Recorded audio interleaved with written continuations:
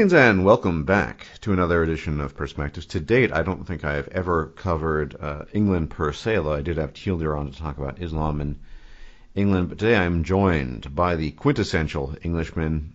His name is Redux, and we'll be covering a number of topics within the confines of England and perhaps the United Kingdom. But I can promise you that this quintessential Englishman is far more interesting than merely the politics of England. He's very well versed in matters of Warhammer 40,000 and fantasy literature and gaming in a more general sense. And I hope we will eventually be able to get past all the politics, which I think there's a kind of political weariness that we're all affected by at the moment. At least I am, and some people I know are. And talk about things that are a bit more dynamic and maybe interesting in a more intimate sense.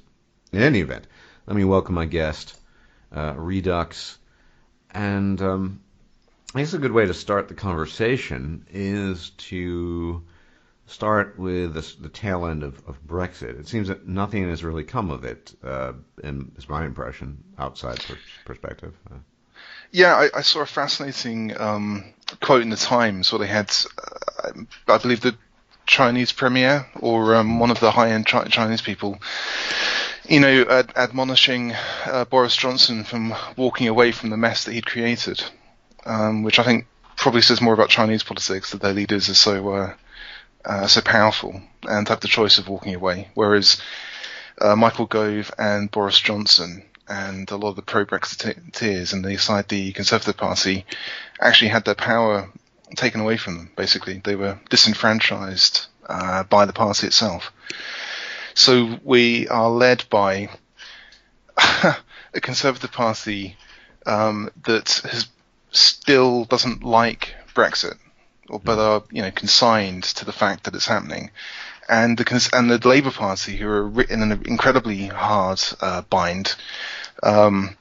My father, who's a member of the Fabian Society, gets a lot of kind of internal Labour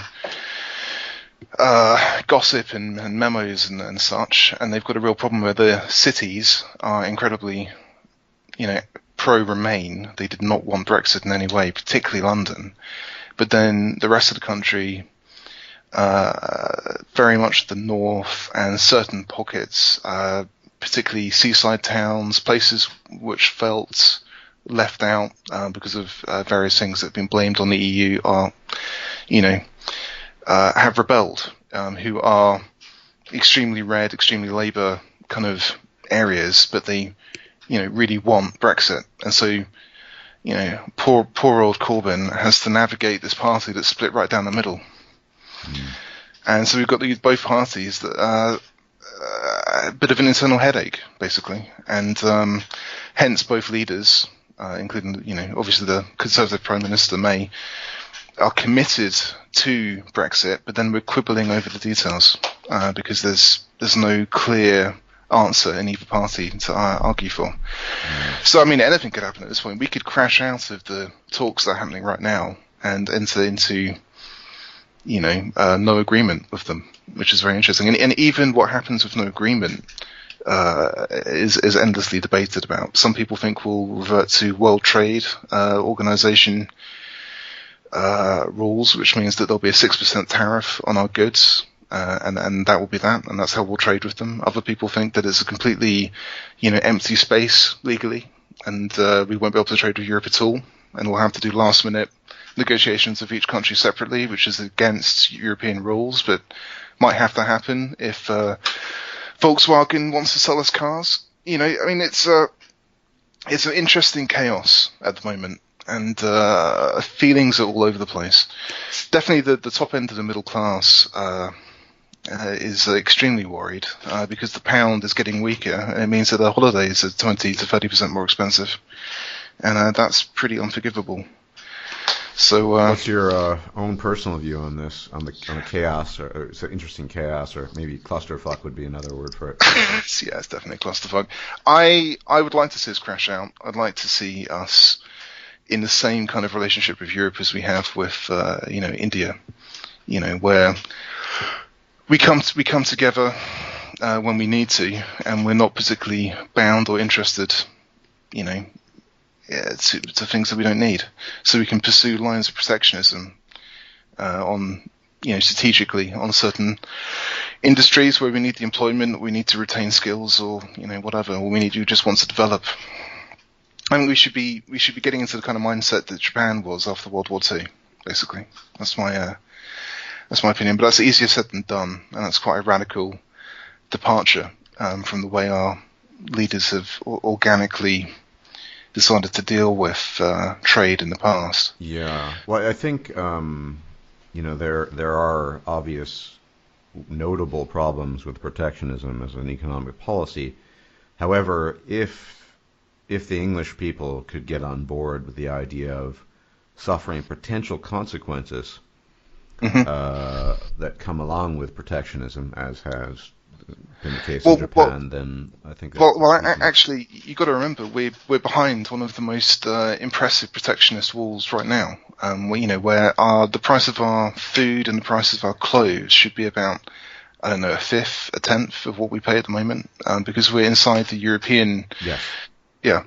So, in actual fact, our textiles are non-existent. I mean, we used to have a textiles industry. We still have high-end fashion, but bread and butter textile stuff is just not in the UK anymore. It is in Europe. If we decided to abolish the protectionist wall on that kind of thing, we could get world prices for our clothes, and the average Brit would be better off. And it would only hurt, I'm not sure which country is produced that. I assume I think it's Spanish and Italians are a bit more textiles focused. Wherever the textiles are coming from, we'd deny our market to them at European prices, and we'd be getting world prices. So in that sense, Brexit could be massively reducing the onus of protectionism. I mean, it's a mess. We joined a mess. It's continued to be a mess, and we're going to leave it in a mess. So, it strikes me as then, I'm sure we'll get into the messy topic of race or whatever, but but it does seem to be a kind of clash of, as is typical of the English, of class, because class has been a theme in English culture, a much stronger theme in English culture than it had ever been in North America. Well, it does exist there; it has existed. I wonder if that aspect of class is in itself a racial issue. Kind of dead polemic from previous ages, where particularly the south of Britain has been invaded by. We were Celtic, and then we became Saxons, and then we had the Viking Danelaw in the southeast, and there was another wave of Scandinavians, and then the Normans, who completely changed our culture. And the logic of another group of people coming in and replacing your aristocracy and ruling you is they press down harder upon the people beneath them than they would if they were from the same stock. At least that's my opinion. I think you can see echoes of that as well with some of the Germanic pushes into Central Europe, where they kind of became aristocrats. Even characters like Vlad Dracula and his father and all that kind of stuff. They were Germans ruling Slavs, and by all accounts, they were quite brutal about it. You might be able to find. Was a German. My understanding was that he had German blood from previous generations. He was one of his own people, but there was a slightly different bloodline. In the same way, you've got chunks of Italy that have Norman blood, because Norman knights were so successful all over the world. So you've got, I mean that's Sicily, and there's a lot of history. I mean, it's a completely separate issue, but a lot of that. Well, it's my contention that if you've got that kind of if you've got someone coming in who's slightly foreign, they're not going to rule over you with such a smile on their lips, perhaps. Well, culturally, I mean, since we're talking, obviously, I think the Norman conquest had the biggest impact of all culturally. I mean, without a shred of doubt. It shocked me that King Arthur is a largely French invention, or at least the way we know him through let's the be romances. specific. The first official mention of King Arthur is by one Geoffrey of Wales, who was a Welsh monk who wrote a series of books, books. I mean, fantasy literature, like the prophecies of Merlin. He wrote the history of the kings of Britain. It was sort of coalesced into a piece, and it talks about sort of the prophecies of Merlin. This was in the 12th century. Now, with regards to the Arthurian figure, I figure we'll be all over the map. There was a Romano-British war leader that existed in all likelihood in the 6th century. But we know you'll admit that we know next to nothing. We believe his name was Ambrosius. In any event, it's claimed that Geoffrey of Monmouth is referring to that figure. We also have a Welsh monk from the 6th century, and this is the oldest account of this possible figure, and describing the sort of battles between the Celts and the Saxons. One Gildas, who wrote a work in the English title would be on the ruin and destruction of Britain. I've never even heard of Gildas. So what you have three major contributors to early. We're kind of going off of this is kind of my area. No, it's fine. It's fine. You're teaching me something. So the earliest account we have from the 6th century is Gildas. He wrote De Excidio Britannia on the ruin and destruction of Britain. I mean, I don't need to go into Latin titles. In any event, is he one of the monks that ended up in Iona and is kind of separated from the mainland? We don't really know a whole lot about him, but what it's not a historical work so much as is a polemic. He claimed, as religious people tend to, that the ruination of Celtic Britain, that is we have to go back to sort of Hengist and Horse. I don't know where to begin. You're going to have to take certain things as read. Just assume. I'm just going to assume assume everyone knows about the invitation to Hengist and Horse and the Saxon hordes by Vortigern, who was fighting the Picts and various other people, and I'm assuming it's a good lesson to history. Don't invite huge armies of mercenaries that so outnumber your own people that they take over. Yeah, that's never a good way of fighting war. But in any event, Gildas, this is 100 plus years into the quote unquote invasion and all these mishappenings, and he writes this polemic on the ruin and destruction of Britain, and there's some as is often the case, some tidbits of history in there, and he talks about the Battle of Mount Badon or Mons Badonis, and he makes a very vague reference to this sort of Celto-Romano. It's not even clear this leader, but we know that these things happen to some degree. I don't think he crafted that sort of whole cloth out of nothingness. Mm-hmm. And then someone who's vaguely contemporaneous with I'm getting old here. With not Gildas. My God. Well, it's not really Nennius. He's I believe a Welsh monk or a Celtic monk who I believe the 8th century, if recollection serves me, and he talks a little bit about this stuff as well. And there's not that much history on that either. But it's not just a direct copy of the. He's adding. Yeah, he's adding some stuff. He's less kind of polemical and less, this is God's punishment, and all this other stuff. But getting back to the topic of Arthur, that's really all we know. The Arthur stories we have are hundreds but they're seeped. The La Mort de l'Arthur is seeped in the French way of doing things. I'm happy to talk about the continental transformation of Celtic mythology here as well. But yeah, we don't really have.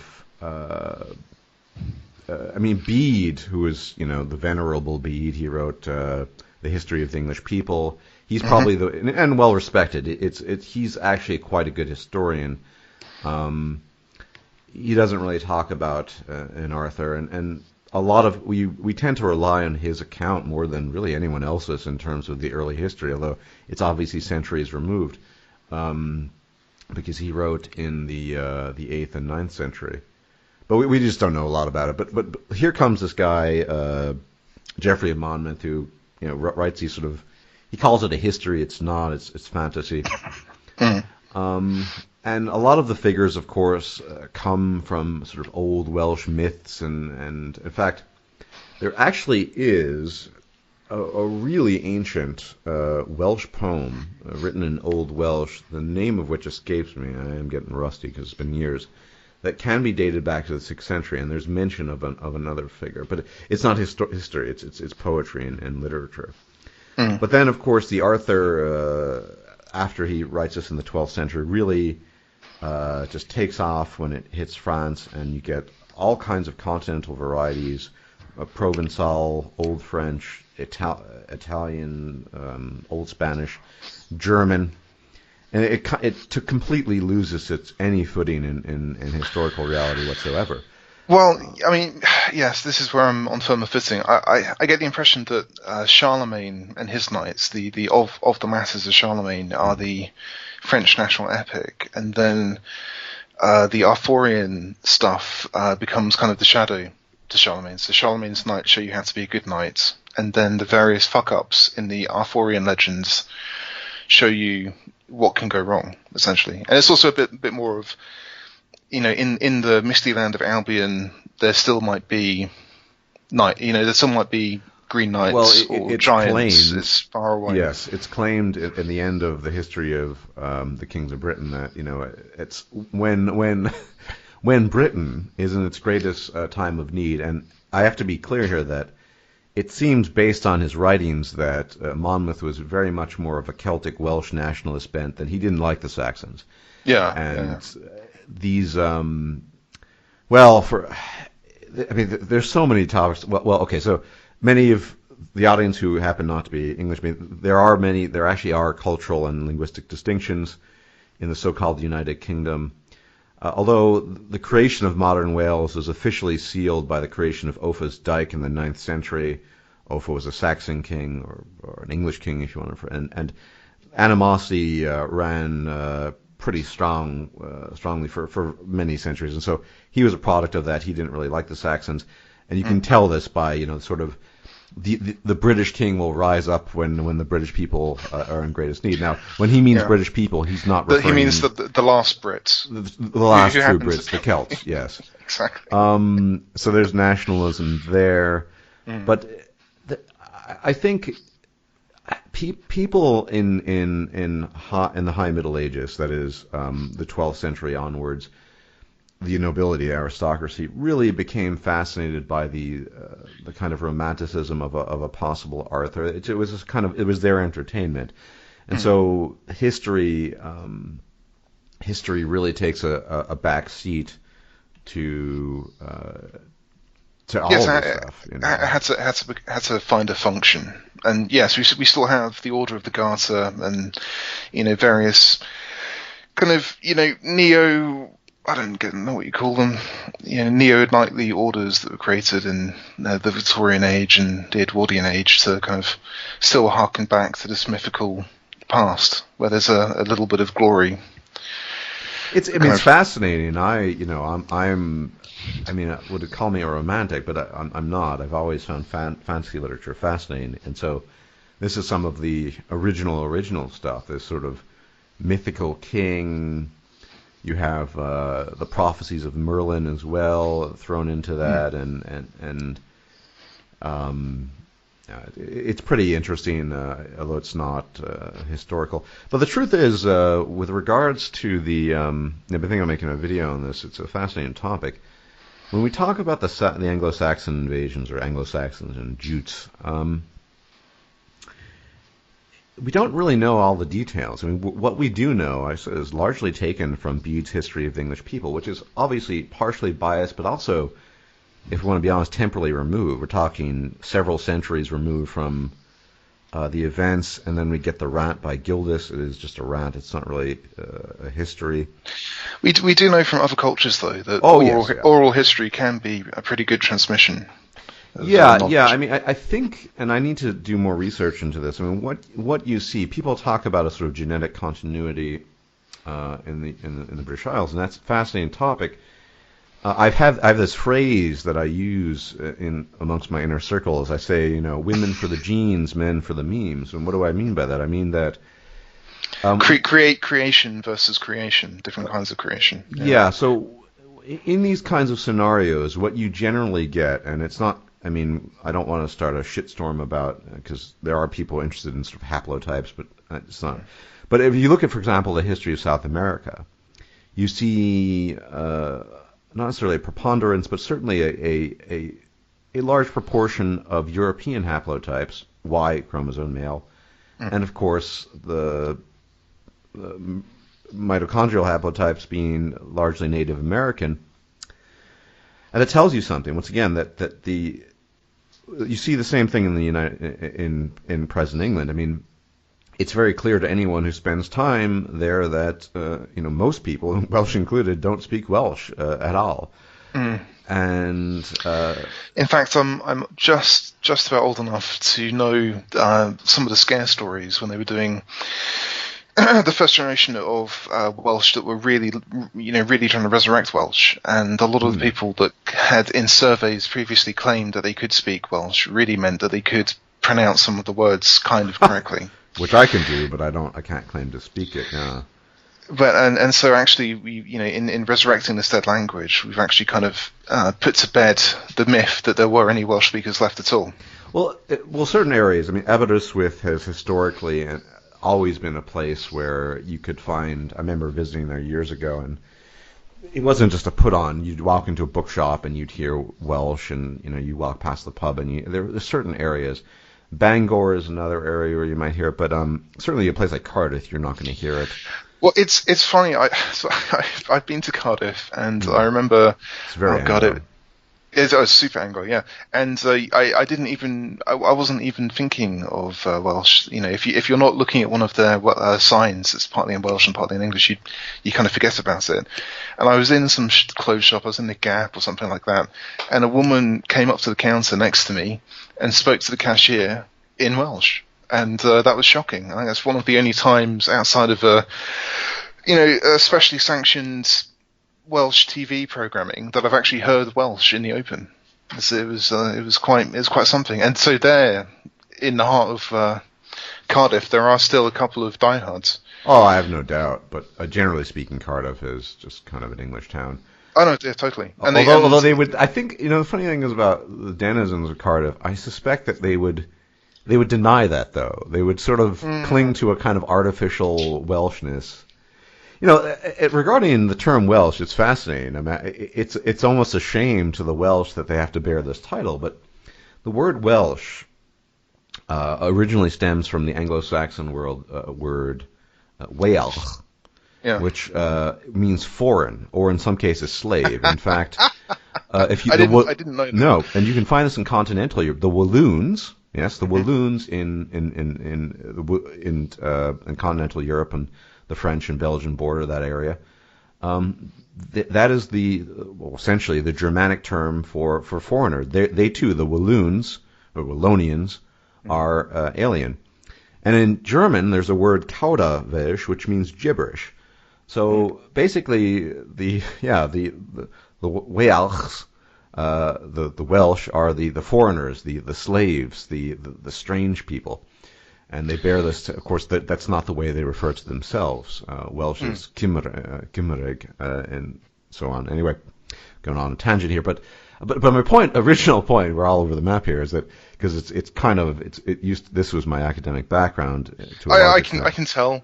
Yeah, that the cultural transmission, whether it was through, I think it was through a lot of force, but through force or just political means, was such that Anglo-Saxon and later English, Old English became the means of communication, and the various Celtic language. Well, it was basically all sort of Brittonic at the time, but were sort of pushed into the shadows. into Wales, and then later Cornwall, although it eventually goes extinct in the 18th century in Cornwall. And some people fled, of course, to Brittany, modern Brittany. But I haven't done enough research. But I would can I just add, in travelling around Brittany, you occasionally hear some of their folk bands playing, and they will play stuff that sounds like Irish music, which is incredible. That blew me away when I heard that. So there's still kind of traces of. Yeah, I don't think I think the Celtic spirit endures in many ways, but I mean, to get an idea of the totality of the conquest, culturally speaking, because genetics is a bit messier, and I think it would be fascinating to go and I'm sort of engaged in an ongoing project off and on to see to what degree we can see predominantly Germanic Y haplotypes versus sort of mitochondrial Celtic. Well, that this is there's no such thing as a Germanic haplo, but of greater prominence in one group versus the other. Yeah. But look at place names. I mean, if you look at modern British place names, there is an extreme paucity of place names that are, in fact, Celtic in origin, which tells you that the invaders, when they arrived, completely ignored the native language and just replaced it wholesale. Well, actually, in my homeland inside the UK, the southeast, we actually have a bunch of Scandinavian-derived place names. So yeah. You even have people. You even have like if a guy comes down from the south coast up to us, they sometimes have trouble pronouncing some of. Well, and that's the interesting thing, that there was a far more after the initial hostilities were settled. There was far more sort of cultural continuity and exchange between North Germanic and West Germanic, in this case, being sort of Scandinavians and English, than there had been with the foreigners, the Wales. And so it's pretty interesting how a lot of the Scandinavian place names stuck, but very little in the way of. In fact, you can actually see, referring back to Offa's Dyke, this sort of semi-artificial border between modern Wales and the rest of it. You can see where the Welsh or the Celtic names pick up, and then you move past that and it's all. Have you ever been to Wales as well? I told you. I just said I was in Aberystwyth years ago, and as many other places, Bangor, Aberystwyth, been to Cardiff. I've been all over the United Kingdom. I've lived in England proper and traveled extensively other places. Yeah, no, it's very interesting. And at this current moment in time, if I recall correctly, that there's a reasonably popular Welsh language channel in the confines of Wales. But I mean, the point I'm trying to drive home is that culturally, whatever remnants remain, and I think language is a good indication of culture. English just completely swallowed up the Celtic language, except for a few pockets. Well, I'll just add a little caveat to the Welsh language thing. Is you had a whole couple of generations that were taught Welsh in a compulsory manner. They had no escape; they had to learn Welsh. And then you also had a bunch of local government jobs in my generation that had must be Welsh speaker. So they had a little bit of ethnic racket going on with yeah. That seems to be dying away, particularly as central government to shore up the Welsh in this age of devolving. Well, we can parliaments. definitely get into that. We put a bunch of central record keeping and things in Wales that doesn't have that requirement, and that's probably why they voted with England to leave. In the Brexit vote, they voted just like Englishmen, basically. Yeah, well, I mean, who else are going to take an even nominal interest in the preservation of the Welsh language? It certainly won't be Pakistanis, right? Well, that, but also I think Welsh language is dying as well because it was a burst of nationalism, and it was a burst of nationalism that needed structural support to maintain, which I think is peeling away. So I think it will die back down to the level of dialogue. The same is probably true of Scots Gaelic.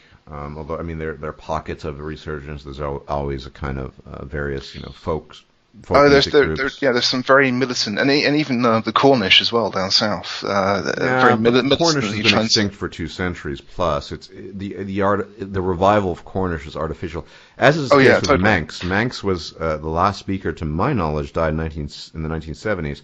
So any revival of that is going to be artificial. Mm. But I mean, once again, it just shows the sort of the totality of it. And then there's some interference of, well, there's actually a very strong contribution of Scandinavian to English. But going back to the original, I mean, to the point where some basic words, the word they, for example, is borrowed from Old Danish. It's not an English word, for example. The Old English word for they was H-I-E, he, unrelated.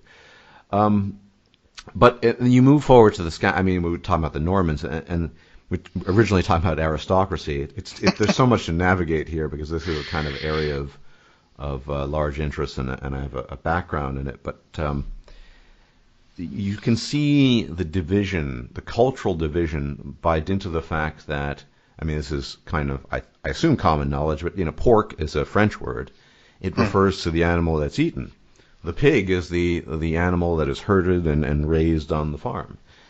And so you can see this division to this day. The same with mutton and lamb, and the list goes on and on.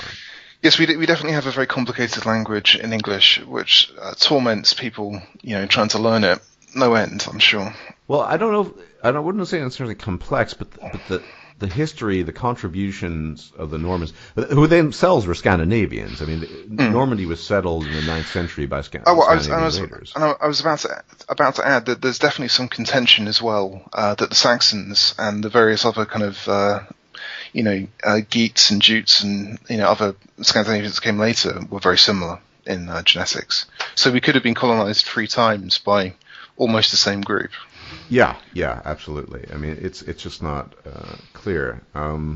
We've really been with Arthur. I'm trying to figure out where. So, because aristocracy I was bringing this up in passing to try and illustrate my point of we're entering the age of identity, and all this stuff is a good example of history can be read as the battle of identity, the battle of cultural identity, all this kind of stuff. Yeah, absolutely. And I brought up Arthur. Yes.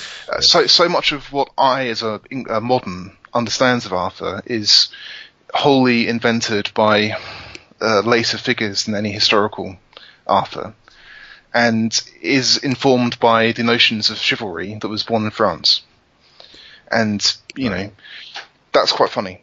I should mention that the Mabinogion, which is a collection of Welsh tales written in Middle Welsh in the 12th and 13th century, these are also big contributors to the continental sort of Arthurian wave of enthusiasm.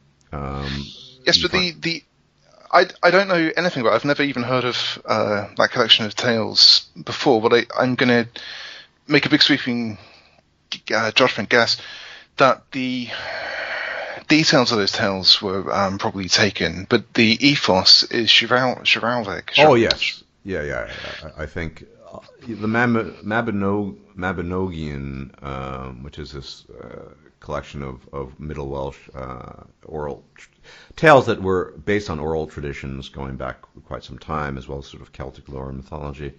Is not as you compare. You're talking about content. So someone like Chrétien de Troyes, who was one of the major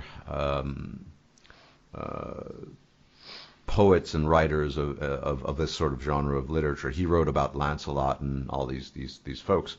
It's a very different take, obviously, than the original stuff. And there's even some inspiration from classical antiquity, and Ovid was involved, and it's a big mess. But getting back to the question. Well, I mean, I'll just put kind of a post-colonial, post-modern take on it. Salman Rushdie, who's a Indian writer, but he's fled and I believe he's Pakistani, actually. Is he Pakistan? Sorry, Pakistani writer. So why is he so interested in the history of India? He's well, at least in modern times, it's pretty obvious that the history of India and Pakistan are intimately related. to each other. Sorry, well, of course, yeah, they're almost the same people, but his emphasis on, I should be clear, the mythology of India. So, I mean, perhaps that's just his anti-Islamic kind of bias. You were correct. He's in fact Indian. My bad. Oh, he is Indian. Right, okay.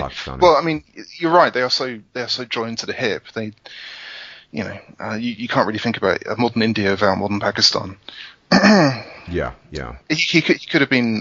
He could well have been a Pakistani who just completely rejected the Islamic heritage, I suppose. But yes, anyway, he's been accused in various places inside the morass of vipers that make up postcolonial studies, that he uses these non-Western details, but he adds in a very Western English even ethos into the story. And then because he is in many ways very English, is he not? Oh, he is, and he was educated here and everything like that. He's absorbed a lot of the English ethos, but because the white man is the cancer of the world, he's tainting his own ethnic stories, which is worse. Which is, so much worse than telling an English story with English people in. Yeah, well, I mean, getting back to Brexit, this has been fairly unstructured. But anyway, If anyone has any interest in a further discussion or monologue about English history and these various topics, let me know, because it is an area where I know a fair bit about. Well, there's one person here that would listen to it, so. Yeah. I think obviously Brexit is a clusterfuck, and now I wonder though, in the context of cities, sort of being in favor of it, if it's we were talking about class and class being one factor in addition to sort of racial issues, I suppose. It used to be that class was the defining line of division in modern Britain, as opposed to racial stuff, because you just didn't have a lot of.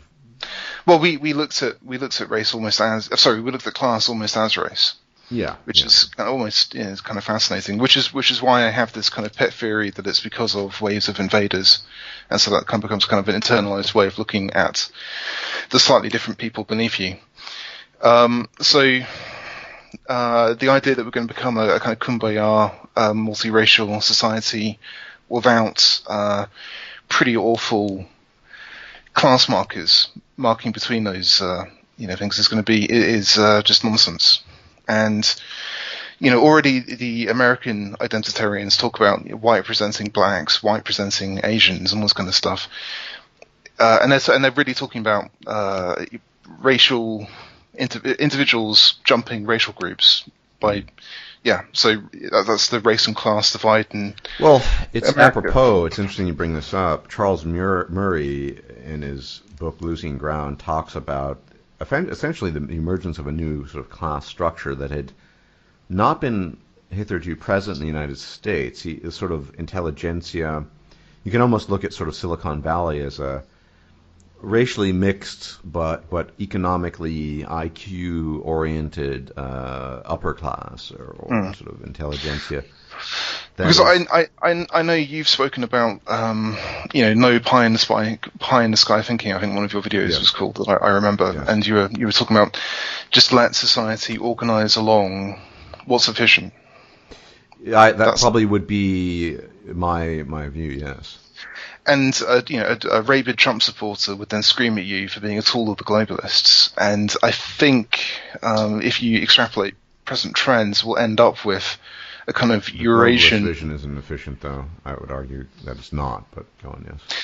Well, that's just it. But it's not efficient. But you can find workarounds as long as I'm assuming a very elitist idea that as long as you have a very productive top end of society, you can make do with a very inefficient bottom end of society. That's not my view. But that's a very Silicon Valley kind of point of view. That's what it mentions. Well, they don't care about other people. And you notice this constantly, for example, in these discussions that Sam Harris has, that he's not Silicon Valley, but he's obviously kind of in his own little zone with a kind of intellectual elite if you want to call him that, and Mm. he's completely oblivious to sort of Rust Belt United States and sort of the common man's experience, and also doesn't really care particularly. Well, in his own way, he's an evangelical, just not of any formal religion. Of general liberal ideas, yes, I would agree Mm. with that. That's why he struggled in his conversation with Douglas Murray to some degree. Yes, I've only heard snippets of that where people pulled out some of the more outrageous defenses of the. But here's the thing. One thing I found I took issue his whole, distinguishing. Look, if you're going to oppose identitarianism, you might just do it as a principle and not be sort of, identitarianism is worse than others. I don't really want to go into Sam Harris now, but the point is that this creation of class structure that exists in the United States probably, almost certainly already is. When I attended Imperial College years ago, the people that went there were not poor. The ones who were English. And a lot of them were just, sort of wealthy international students, a lot of Chinese, increasingly being trend. Yes, I went to one of the universities of London a little bit more recently, and there's definitely a little bit of insecurity on the part of some white students because there are so many, East Asian millionaires floating around. Well, I've been a proponent of the theory that, China in particular and some other, they're basically funding the British educational system by this Absolutely. When I was a student, there was a bit of a scandal going on where it was emerging that the Australian educational establishment had basically been passing a lot of students from Asia and not really teaching them much. And there was a bit of a collective shudder in England inside the education system that something like that might happen here. But so far, I can attest to some of my classmates in Imperial were how on earth they got there with their English skills and just it was beyond the same way George W. Bush managed to graduate was at Harvard or Yale. Well, possibly, but I think one thing when we talk about class, and I find this someone who with an interest in the United Kingdom that has all but disappeared, is there used to be a kind of linguistic standard that the lower classes strove towards or wanted to emulate, and if they couldn't, it was a dream sort of. And now the BBC, for example, is just it's all over the place. But there's no standard. I find that there's no standard English that people even want to look up to anymore. Well, as a linguist, you might wince at this, but as a Brit, it did seem to be connected to certain kind of ideas of propriety and politeness. Oh, without a doubt, yes. Yeah. And as those standards of politeness were scrubbed away, basically, then I guess it all connected our minds that that particular way of speaking, that particular received pronunciation kind of verbiage, it didn't seem to matter anymore. Very few people speak RP. You definitely don't. No, God no. No, I know. But even still, I went to a kind of preppy private school, and we had a RE teacher and a chemistry teacher that had, one of them was almost RP, and the other one had the kind of Eton way of speaking, and they were particularly impressive individuals. Particularly, just the way they presented in that regard. But no, I don't speak that way. No, and I think it's exceptionally rare to find that these days in younger people. I'd say really anyone born in the 80s onwards. But and the younger you get, there have been some fascinating and strange changes to English in the United Kingdom. A separate topic, however. Once again, there's so much to talk about when it comes to England and the United Kingdom. But we were talking about London, which has been acknowledged to have become, I guess, in a majority, something 50% plus non-English. Yes. And that's Greater London as well. That's the whole metro area. 50% that's English. So that's almost 10 million people. But in the context of Brexit, I have to pose a question about how much is the resistance to Brexit coming from places such as London, based on it being an urban center filled with non-English versus an urban center where the wealth of the country is focused and concentrated? Well, I mean, definitely you've got rabble-rousers like Diane Abbott going out there and telling the various ethnic voting blocs, this is racist, this is a vote against you. And so they've lined up against it even without perhaps thinking it all the way through, that actually it, as lower income workers in many regards, they actually see an increase in living standards in some regards. But you've got to remember that we also have, as a global city in London, just like Paris, we have a hell of a lot of Russian oligarchs, and I think we've got just about every rich Indian second home is in London, all this kind of stuff. Yeah. And not being part of the EU may down the line affect them. They might not be able to move wealth across or something like that. It might inconvenience them. And so there's a bit of a pushback just on that front. The mega wealthy, it just makes their life slightly less, shiny, I guess. That's my impression as well. In addition to the sort of the propaganda of, this is a vote against you if you happen to be brown or something. Yeah. And of course, that's the angle that was pushed by the media, because the media didn't want it to happen. So there's a bit of that plus white guilt going on. But my impression of the city and those kind of folk is that they were almost to a man against it. There were a very small number of vocal financial types that were, praising some of the chaos that they might be able to benefit from Brexit, but they weren't anywhere near a majority. But I mean, you seem, and I guess I would agree with you, pretty convinced that it's going to remain a mess just for the foreseeable future. Well, the mess can be good if we end up being Europe's little Singapore on the edges. That financially we might do very well out of that arrangement. I don't mind. To be Europe Singapore, well, I mean, we'd have to produce stuff. Yeah, I mean, well, Singapore is, that's a fascinating story in itself, but Singapore is also is a very strange governance, and the whole ethnic kind of melting pot there is interesting as well, although obviously it's a Chinese majority. So actually, Singapore's jogged my memory. So one of the things I wanted to say was, you've got this problem that, particularly in the Anglo world, I don't know how much of this is a white thing or just an Anglo thing. We value a certain type of freedom. I'm sure you've heard of the negative freedom versus positive freedom. Sure, yeah. Absolutely. And we're the poster boy for negative freedoms. Well, which would not work, because I mean, look, I think the Chinese culture Singapore is overladen by that. Well, not just that. There's a lot of British inheritance there as well. But I mean, they don't have a problem with autocracy, and I think English people in general would have more of an issue with that type of governance. So. Yeah, and that's where I was going to go. So to keep America together, they have to have a very strong ethnic nationalist kind of bias and mythology in their schools and in the way they present things in their media. And we don't have that, and I don't even see the glimmers of that happening in our country.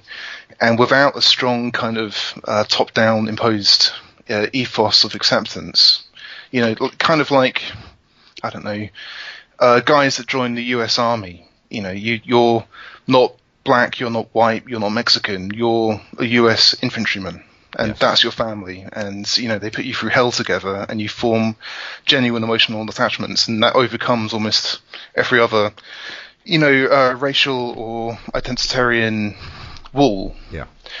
But you can't mobilize society like that, and particularly an Anglo one, because of this concept of personal freedom and negative freedoms in particular, will reject that.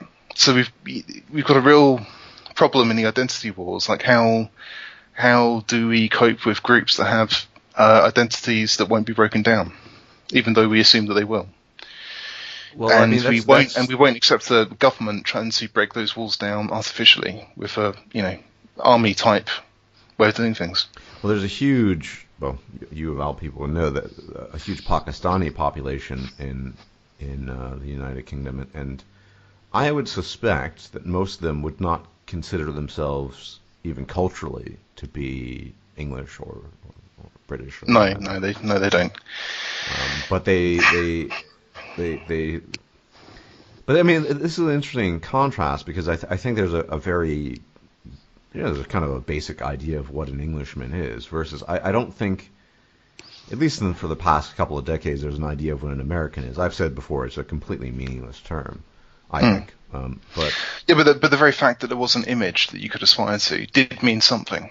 It might not have meant much, but there was something there. Yeah, you could run your mouth off about the Constitution. That would make you American, sure. Yes, exactly. Or just bitch about the government. It doesn't matter who was in, but a certain type of distrust for the federal government versus your state and all that kind of stuff that kind of plants you. But I think the fact that the image of the Englishman is fairly fixed, relatively speaking, allows, say, Pakistani people who grow up in the United Kingdom to say, well, I'm not that. That's not me.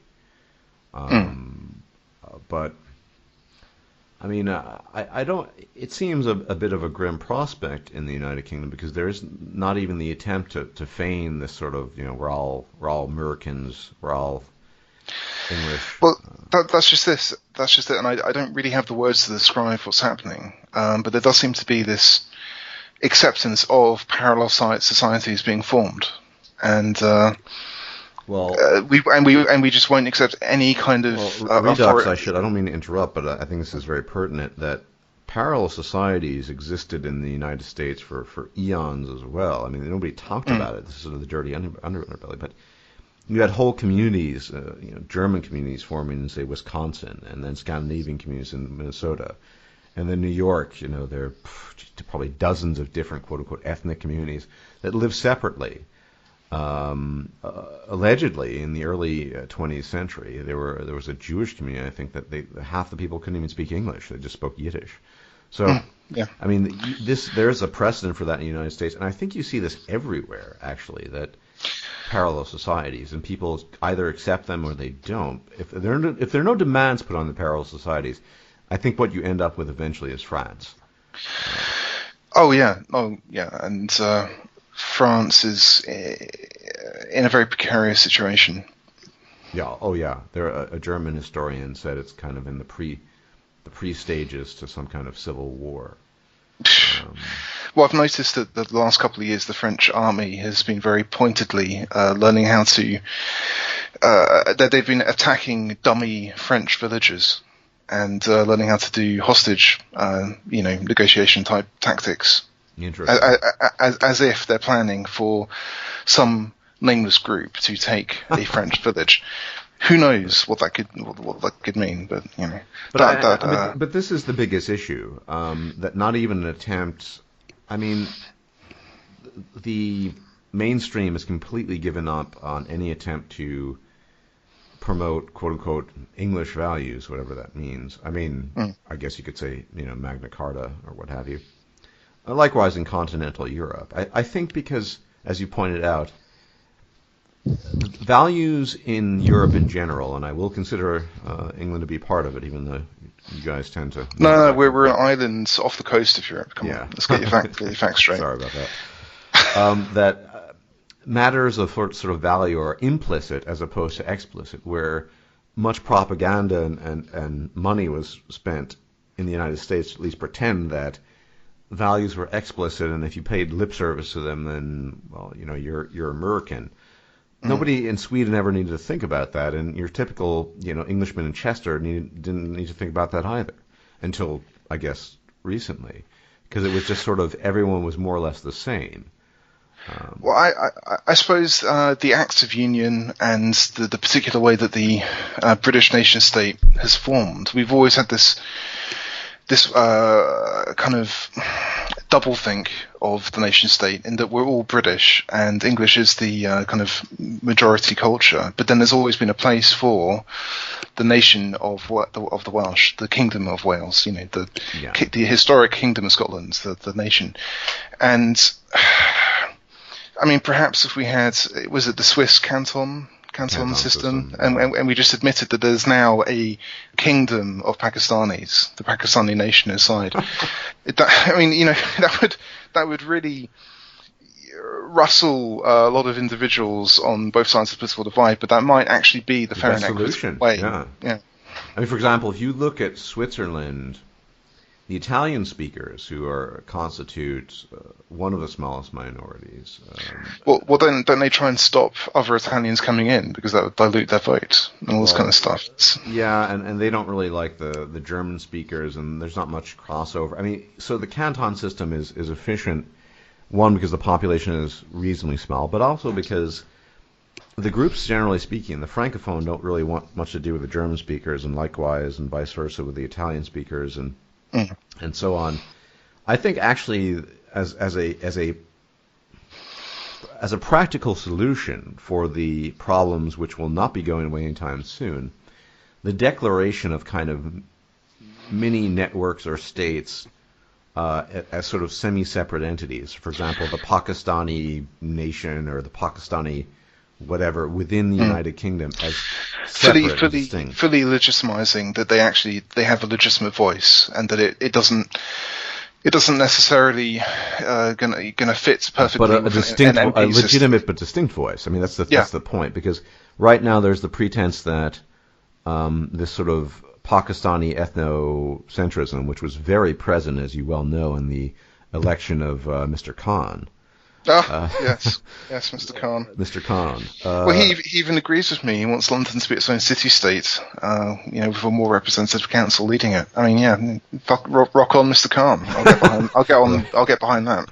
Right, where at least, if you want to call them battle lines or ethnic lines or culture, whatever, these lines are drawn in the dirt very clearly, so people can say, okay, that is the Washmikistan. That's where the Pakistanis live, and Well, it wouldn't even necessarily have to be geographically separated, although that would definitely happen. But if you had a ethnic advocate that was just a phone call away, and a forum for them to all kind of find justice between the different groups, that would actually cool down a lot of tensions, and we already do have a semi-legitimate Sharia courts and things like that in our country anyway. Bringing that fully into the light.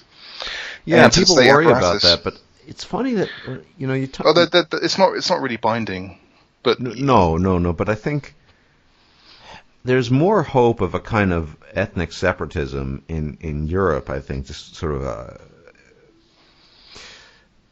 an unconscious level than you see in the United States. I mean, as Karen Strawn pointed out recently, we're kind of stuck in North America with what we have, and you got to work with what you have. But because the cultures that have influenced or come to Europe are so alien, you could kind of create maybe not states, but completely separate sort of entities that just don't interact with they just sort of exist unto themselves.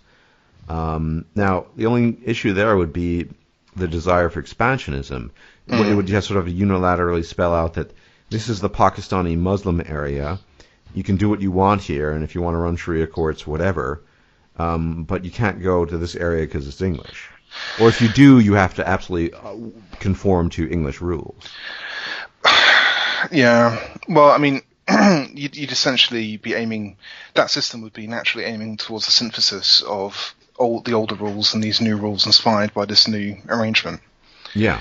So, I mean, basically, this would legitimize and pull into the light what's already happening. Yeah. And so that's a kind of neo-reactionary. You try and label everything, try and make the system fit reality. Whereas, of course, from a kind of more militant alt-right perspective, that's admitting failure, essentially. Yeah, but sometimes you need to work with what you have, right? Oh yeah, no, definitely. And this is why I would kind of renounce any kind of fascist or kind of militant solution to that. You do have to work with what you've got. You could still have a pretty functional English England with a few subsectors where they have their stands, or maybe there would be a Caribbean black area as well, which is functionally you have. It's the black population in London is also fascinating, because there's antipathy between the Caribbean, which is the majority of blacks, And the and Africans. yes, and again, it's 10 years ago-ish when I was a student, there were some minor scandals that were appearing, where, oh God, what were the details? I can't remember the details. That the Metropolitan Police had been putting black officers to police black areas, which is what you do with the logic of a kind of multicultural entity or empire. But they'd been matching Caribbean officers with African areas, Ooh. and of course that was even worse than putting a white guy in there. Yeah. Because there was actual, animus between these two groups. Oh yeah. And so the Met were Metropolitan Police were accused of essentially being not racist enough. They should have been able to discriminate even better than they did, Caribbean, but really they just saw two black officers and not what was between them. So there's some very funny and games beneath the surface that kind of pop out. Yeah. Well, I mean, there's a lot of ethnic conflict amongst the different groups of blacks, which is generally not acknowledged.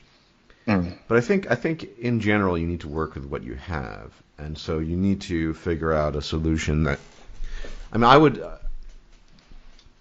effectively what you already have in place in many places in Europe are these parallel societies. I mean, look at the no-go zones in France. These are sort of Muslim communities, North African Muslim communities that sort of exist in themselves. They don't have anything to do with French society.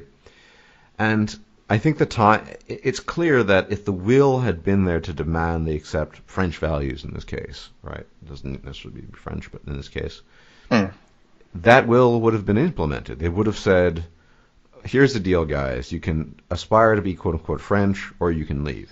Nobody did that.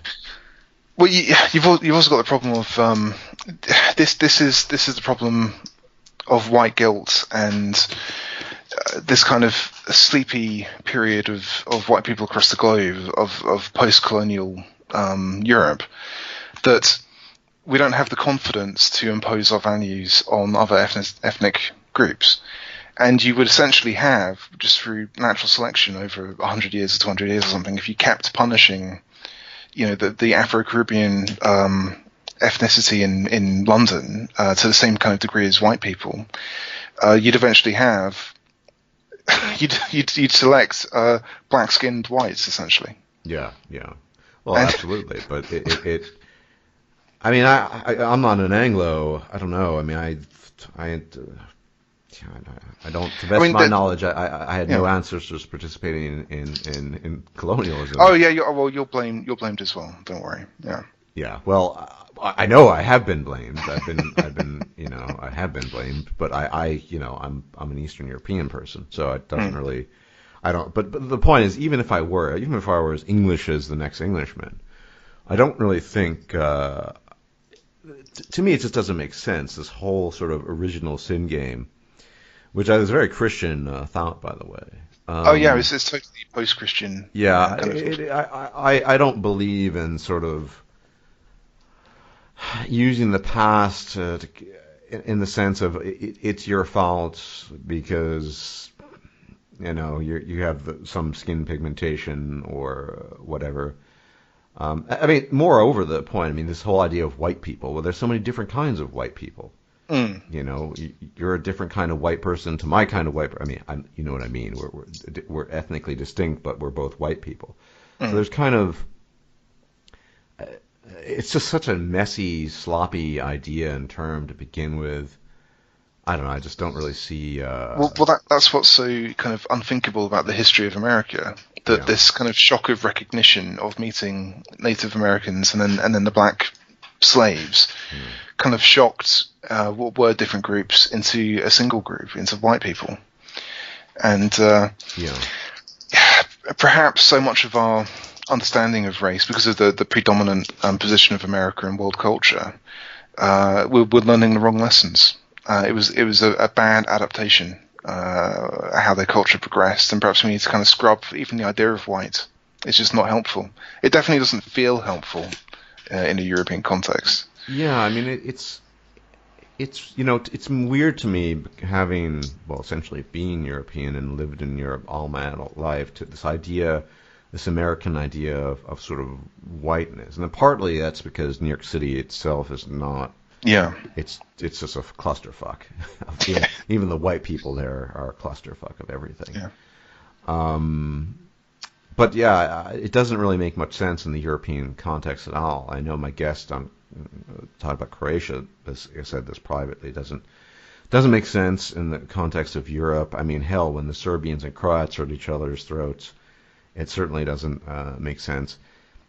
It might make sense in the context of the United States, but I don't really.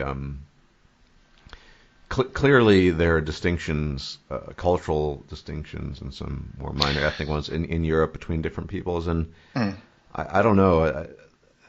I just think if people are going to be reasonable, they need to work with what they have. So first, they need to acknowledge that there are differences in between populations, genetic as well as cultural, and that if you're going to accept the concept of a parallel society, then there should be maybe a formal acknowledgement of that, if only to present to the world that here, that's that society, it's not ours, it's separate, and we're going to do our own thing. Just simply from a good government point of view, you need to cut reality at the joints. You need to cleave to the truth in that regard. Yeah, absolutely. I mean, very very famously, the House of Commons and the House of Lords in my own country.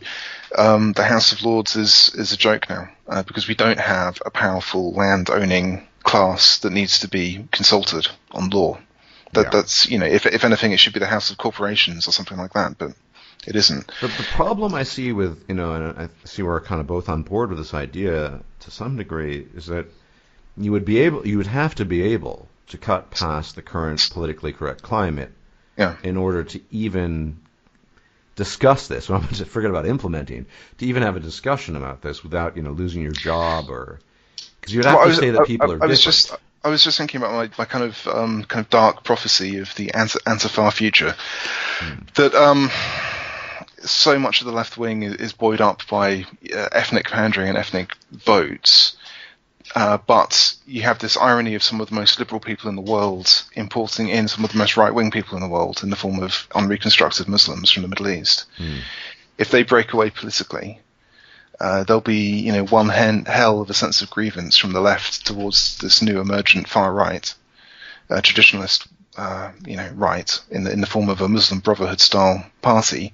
I could really imagine blood on the streets with the predominantly white Antifa bashing in this new brown shirt menace, the brown skin brown shirts.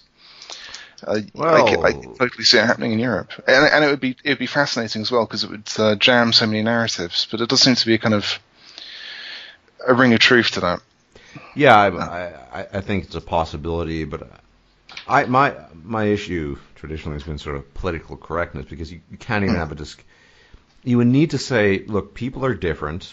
The conclusions you draw from that, I mean, there is not a uniform conclusion, I think, at this stage of the game, of what conclusions you draw from that. But the fact that people are different, they are genetically distinct, they're culturally distinct, and that not everyone can or will want to, quote unquote, assimilate.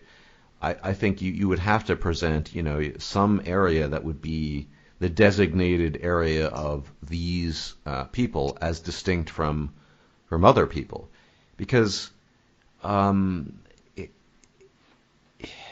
if they've presented themselves to the world as they have now for decades, say the Pakistani community in the United Kingdom, such that they don't really want to integrate. They don't. I mean, you'll get the oddball, I suppose, but they don't really want to integrate. They don't want to be part of greater English society. You can say, okay, that's fine. Then we're going to have to, formally, you'll have this area and this will be separate.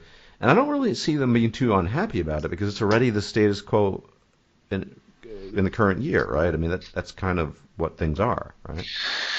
Yeah, no, I've trolled a couple of my acquaintances with some of the news reports coming out of Birmingham schools that were kind of completely taken over by Islamists, essentially. And of course, my troll was, it's natural. We live in a democracy, and our institutions reflect the people that make up those institutions. They should do. And that's how our system is meant to work. So why should we be angry about a mostly Islamic school then reflecting, the Islamic values of the students? I mean, why would they ever possibly agree to a very far away central government trying to turn their children against them and their own traditional values? Like, how do you staff that institution with the group you're propagandizing against? Yeah, it's almost impossible. Once again, speaks to the idea of, just allow them to have their own, chunk of territory or something, and as long as they didn't interfere with the rest of. But on the flip side, one of the reasons why we don't have a kind of civic nationalism that America has, at least yet, is because so many people believe that our traditions are so, absolutely obviously better that people will fall into them naturally. That cultural osmosis will carry the day, and we are such a superior breed in that regard that everybody will fall in line behind us, which is is practically white supremacy of a sort, but it doesn't seem to be working too well. I don't know. You've made me feel more depressed than. Oh, I'm sorry. I have to admit I have an extreme talent for that. It's one of my many useless gifts that I've been given by the gods, but. No, I'm fairly confident, just purely because so many other parts of Europe seem to be in such worse situations that if things kick off in Sweden, if there are race riots in France and Germany, God forbid, I'm touching wood, I don't want this to happen, but if this does happen, it will facilitate debate. In this country, in my country, and Brexit is definitely a sign that people are beginning to think of themselves as not bound by the shared destiny as the rest of Europe. At least that's the very least of what it means. Yeah. So I am hopeful in that regard. Well, certainly, it's a possibility. I don't think the idea that we were discussing just now is going to be one that people are going to jump up and down about, because, like I said, you would need to acknowledge things like genetic differences. Hell, I've said this before. I made a video about it. Pakistani medical professionals can't even get their own fucking people to stop fucking their cousins. It's like, because they'll just say, they throw up their arms and say it's God's will. So if Pakistani, fellow brown-skinned, intelligent, well-educated people say, you probably don't want to have sex and marry your cousin because it'll lead to X problems, and they're not successful in that campaign in the United Kingdom of all places, then you're not going to be able to implement an idea where saying, well, people are different and we're kind of stuck with what we have. Yeah, and that's not necessarily an Islamic problem. That's I guess that's a deeper problem, to be honest. Yeah, it's a deeper problem. It's a problem that exists, unfortunately, in many places throughout the Middle East and North Africa and Pakistan and India to a more limited extent. I'm not really sure. I have to confess my ignorance in how this tradition begun. I would suspect. Well, it's the white people are the exception here. It's the Hajjal line, isn't it? Where the early Christian church decided that marrying cousins was not a good community planning move. In East Asian culture, you don't have this massive cousin marrying phenomenon either. So it's. I suspect it's a lot to do with a sort of in-group preference, but it's almost too much in-group preference, as it were. So. Okay, well, I've read some different stuff on that, but I didn't know that there were other places outside of Europe that fought against cousin marriage. From what I've read, that some people believe that it was a Christian church attempt to break down clannishness, so to bind people closer to the church. Okay, well, that might be the political avenue, but I was talking more about the real world consequences. You don't see the kinds of congenital issues that afflict children of cousin fuckers, say in South Korea or Japan, etc. So it's not exactly the best practice, but it. Well, it has to be a strong taboo, doesn't it, to stop you doing that, because the actual social aspects of keeping it in the family, so to speak, is the concentration of wealth, and Yeah. that actually kind of benefits the family. So in a sick way, That's in my cultural normative judgment. It's a very sick set of incentives that actually keeps the families together, basically. Yeah, yeah. But it's almost, like I said, even when you get brown-skinned medical professionals telling these people not to do it, they do it anyway. So, what can you lead a horse to water and all that? But I do apologize for, I guess, being endowed with the power to spread impression thrice a day. It's my special God's-given ability. Well, as a cleric of the darkness. Cleric of the darkness, Jesus Christ. Jesus Christ. There is something to people that kind of, when you lose at something, I found when you you're walking off a rugby pitch and you've lost the game, you're in a much more philosophical bent. You're reflecting. Your mind is kind of looking for the answers. Probably the testosterone is dipping down, and you feel a little bit defeated. And your mind is looking for the reasons, looking to make sense of the world in a new way. Your previous way of looking at the world was obviously flawed because you just lost. So that slightly depressed. Yeah, I think in my case, I hate to say it, but I've always been an outsider, and I probably would have been that sort of, as people have proposed, the godless cleric in days bygone, or in the years of yore. But from my perspective, I'm kind of all, people call it negative, but I'm just always this sort of outsider looking in at some other situation that I'm not really part of. I'm not really part of anything. So I'd like to think that actually gives me somewhat of a degree of objectivity, although I know it can come off as a sort of dank, dim, grim, that whole bit. Well, you're also giving people the gift of your criticism, which could potentially make them stronger. Depending on if it's good criticism. One can hope, although I don't know. From that very specific point of view, you're actually spreading strength and happiness in the long term. I suppose, but the problem, I think, is that, well, I certainly have a vision of how I would like the world to be. I won't really enunciate it here, but I wonder if in hearing the sort of melancholic tones that I tend to utter, that people are sort of, in finding strength and resolve, they find it in untruth and self-deception. That's my big concern, I think. But if it works, that's the thing. If it works, then it's selected for, and it's there. It's hiding inside all our minds. This propensity to leap before looking. Yeah, not a fan of that. But I as I said in the beginning, I want to get an opportunity to pick your brain about things other than.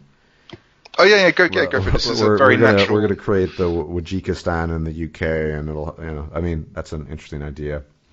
And beyond my time, it's just, as we were talking, just the idea of the house of Pakistanis as this kind of very formal room in the Palace of Westminster.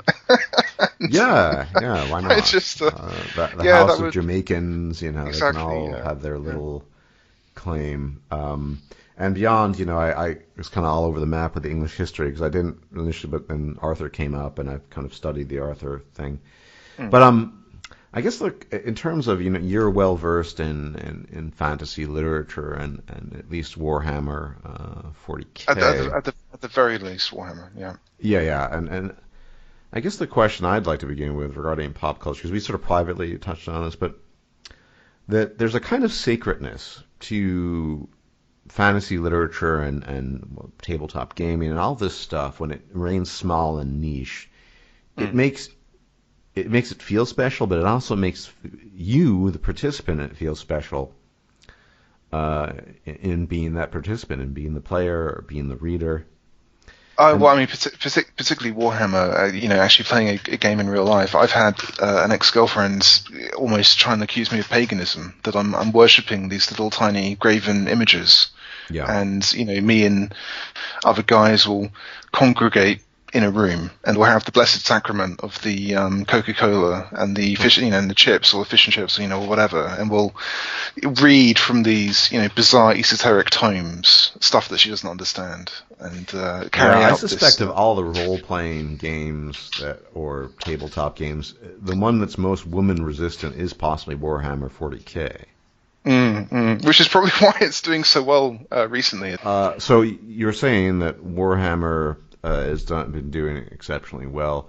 I haven't really been following Dungeons and Dragons, but I guess where I was going with the whole idea of a popularization is that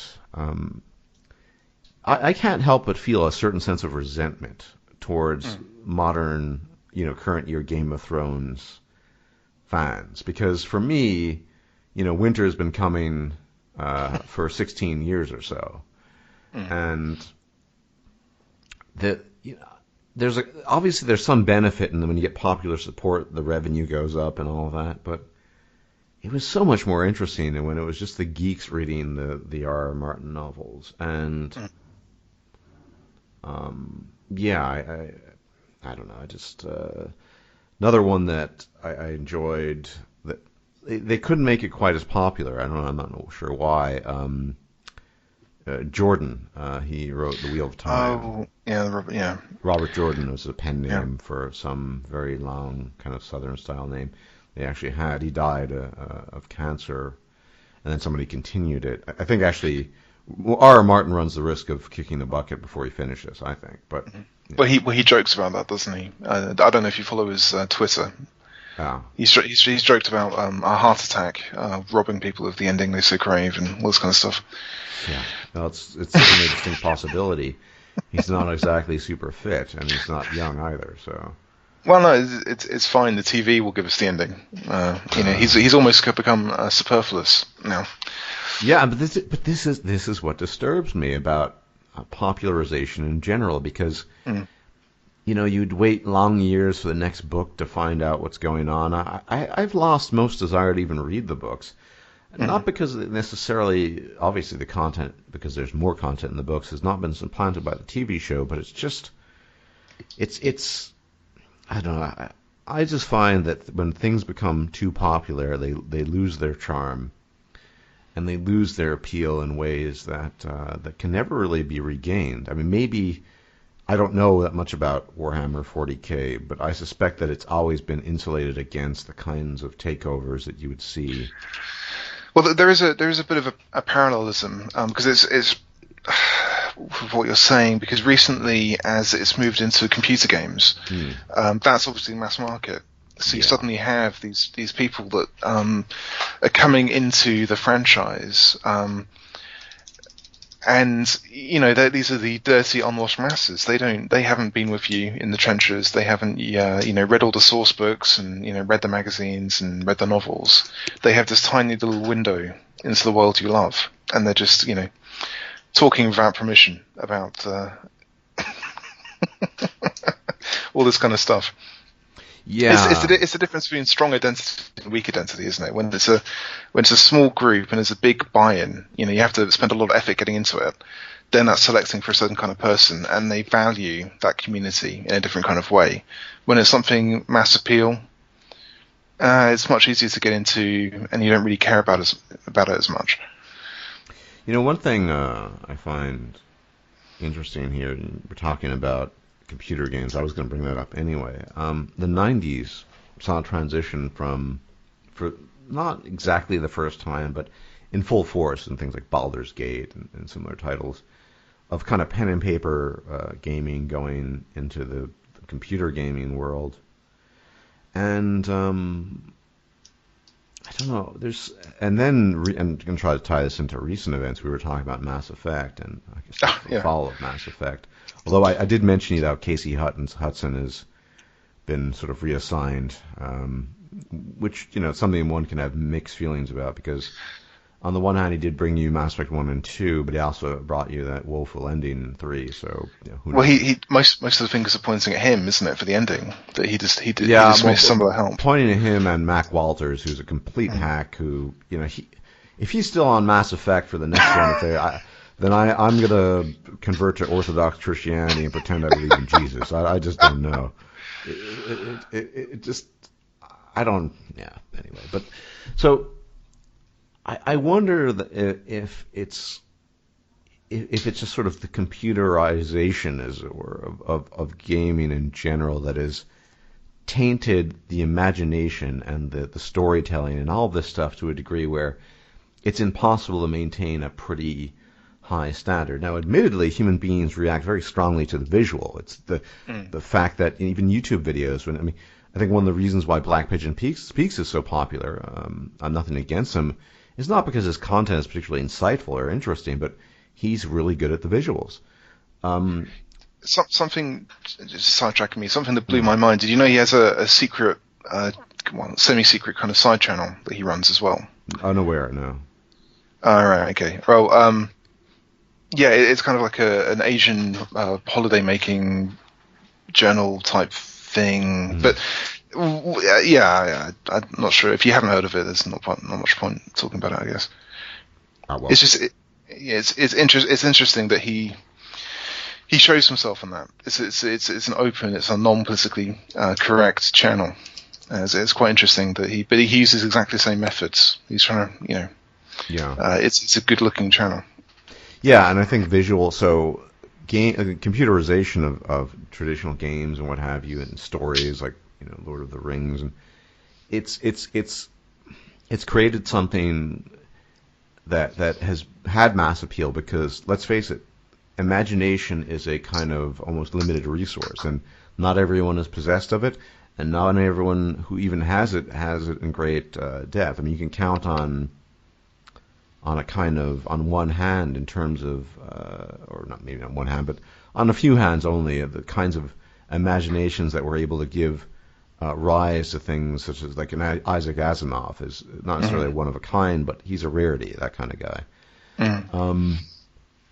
But then, visuals make it accessible to people, but visuals are inherently limited, and imagination isn't, in theory at least. And so that I just wonder if dumbing down and bad storytelling is a consequence of actual visual limitations and the ability to implement. Because whereas in the olden days, if you're writing a story, I'm sure when Robert Jordan was writing The Wheel of Time, which I enjoyed, by the way, for a long while at least, although it's heavily influenced by strange... By the way, Jordan was a Southern nationalist, and he was one of those the Confederacy will rise again guys. Yes, and he was very Christian as well. Interesting. Yeah, very Christian. But in any event, that wasn't his real name. I forgot his real name is some ridiculously long sort of Southern-style Confederate name. In any event, so you came up with an idea, you put it to paper, and that was your idea, and none of us knew what Tyrion Lannister really looked like, or Jaime Lannister, or Jon Snow, and all the. And then the visuals come into play, say, in that series, and then it just takes away from the imagination. And then so you're worried about a certain type of anxiety of influence, that these new people, they're getting a very prepackaged vision. Yeah, and then when you come up with an idea, so I would imagine, I'm not a game developer or designer, but I would imagine it all starts on paper, or at least on a Microsoft Word document. I don't know how they go about it exactly. And they have this idea, and they say, well, man, this is interesting, and blah, blah. But then it always begs the question, can our animators design this? Can they put it into actual practice?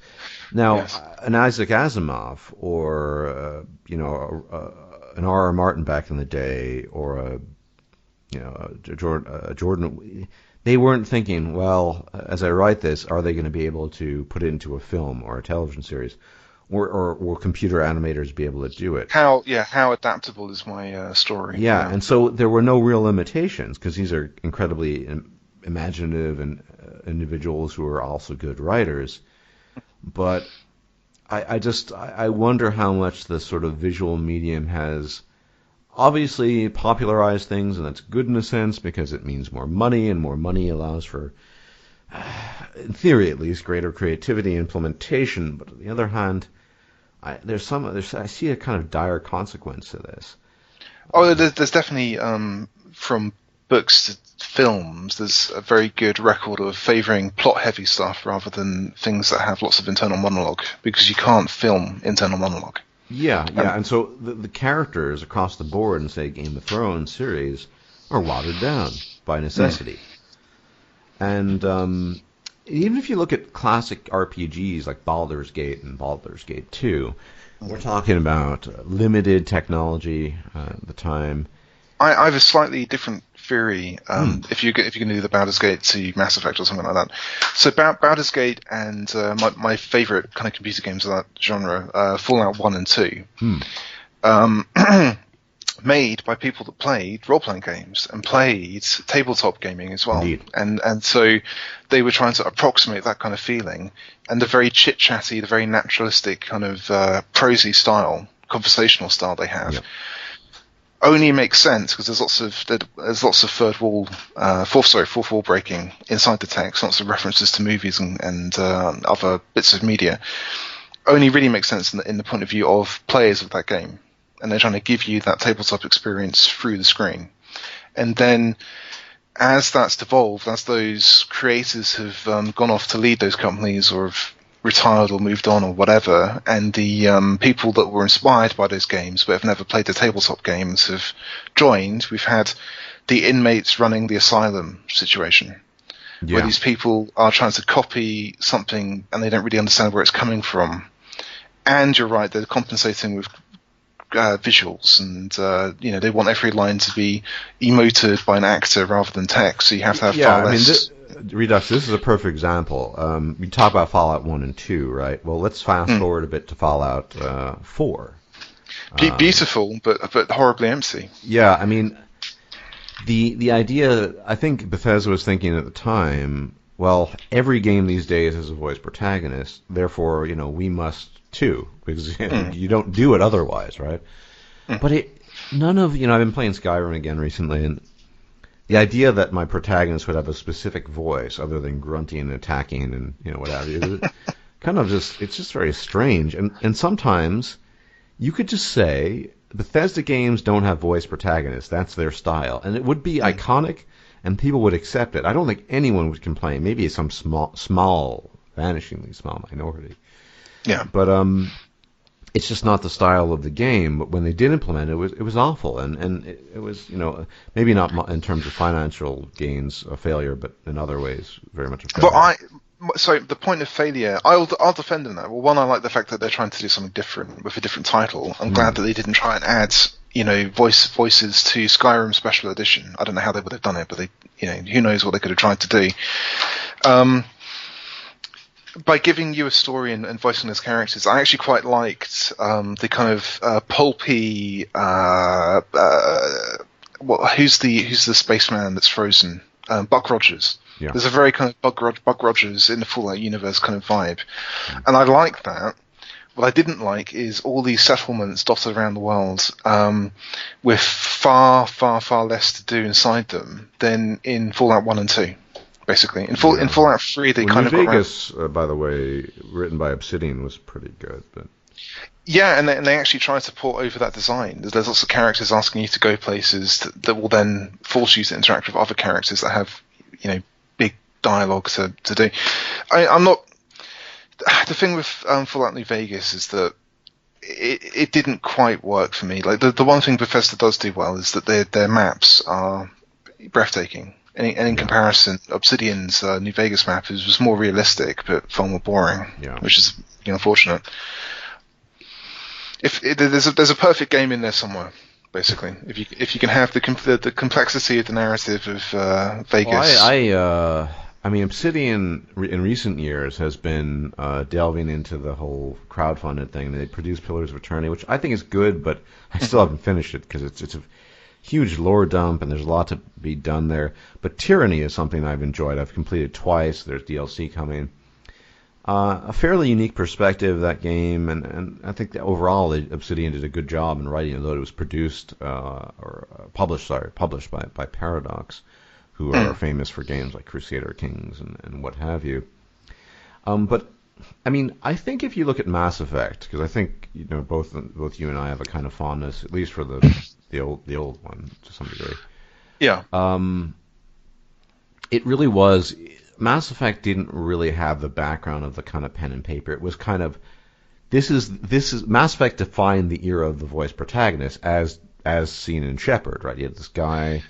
He enters the scene. The big touchstones for the first one was kind of 70s movies, and then the second one seems to be a kind of grittier Star Trek in some ways. Kind of the way the characters would interact with each other on the ship was very much kind of Star Trek: The Next Generation if it had been shot in the 80s, I guess, with a Blade Runner vibe. Yeah.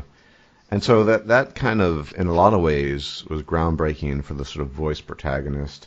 Dragon Age Origins, of course, very popular, good game, did not have a voice protagonist, and then they kind of went down that route too, and they never were able to sort of capture the Shepard thing. And in that sense, Shepard is iconic.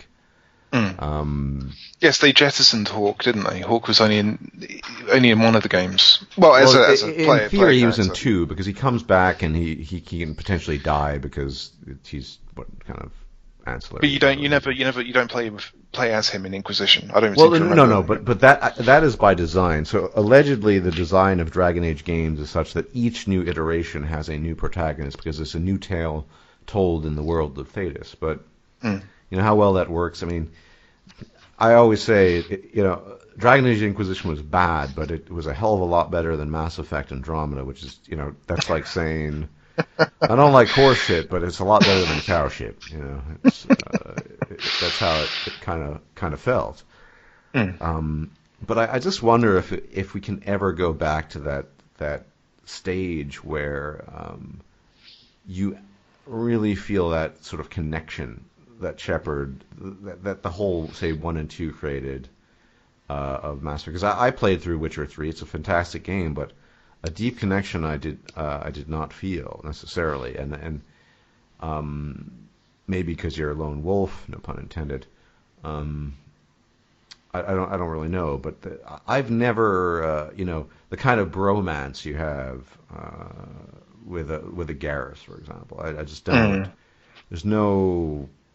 I can't see that really happening, and it's maybe iconic because it was a Singularity style event where you're on God, what is it? I mean, it's been years since I played the kind of, it's not a planet, the Palvin? Not Palvin. Not the planet, but where you pick them up into. Yes. Omega. So that's right, you're in Omega, and you'd gone through the shit with him in Mass Effect 1, and then it turns out Archangel, who's kind of like he's going down. He's going down. He's going down. That's the impression, but he's gonna sort of take a bunch of assholes in the end. It's fucking Garrus, and why is he doing it? Because you kind of inspired him, and holy shit, Garrus, it's you. And then he takes a hit, and you think something might happen. And I don't know. There aren't many games that do that. There are a lot of games coming out or have come out that are pretty good, but they don't really suck you in and make you care. I feel like Tyranny kind of made me care to a degree, but and I'm just wondering, getting back to the question of visuals, if Visual Flash will just sort of be the substance of everything. And by substance, I mean lack of substance, if you know what I mean. Yeah, I suppose the other thing is like how much of a cue from the movies can we take in video games as they kind of strike out as their own art form? Because in movies, flair will only take you so far, and that's well understood. Maybe we haven't got to that point yet in video games where. I'd love to see a video game developer saying, we were going to do the more flashy stuff. We were going to buy the latest Crytek engine for physics or something, but we realised that didn't help us, and it wouldn't have made a better product, so we just scrapped it and went for something simpler that worked. I've never seen that kind of comment. So interesting. I mean, obviously, film diverges from games, but as a formerly avid gamer or an avid gamer, I don't really know how I'd describe myself in this context.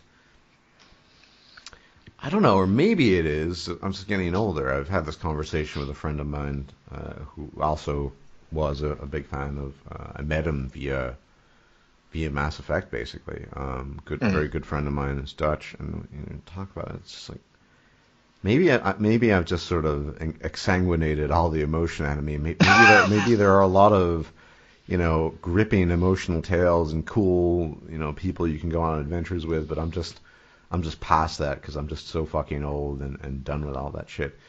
I don't know. It's difficult to say. It could just be that Mass Effect just hit the right buttons. I mean, it really, Yeah. particularly the second game, there is something a little bit magical about that game. They managed to get the setting just right. It's also my favorite, despite a lot of criticism, but it is my favorite, yes.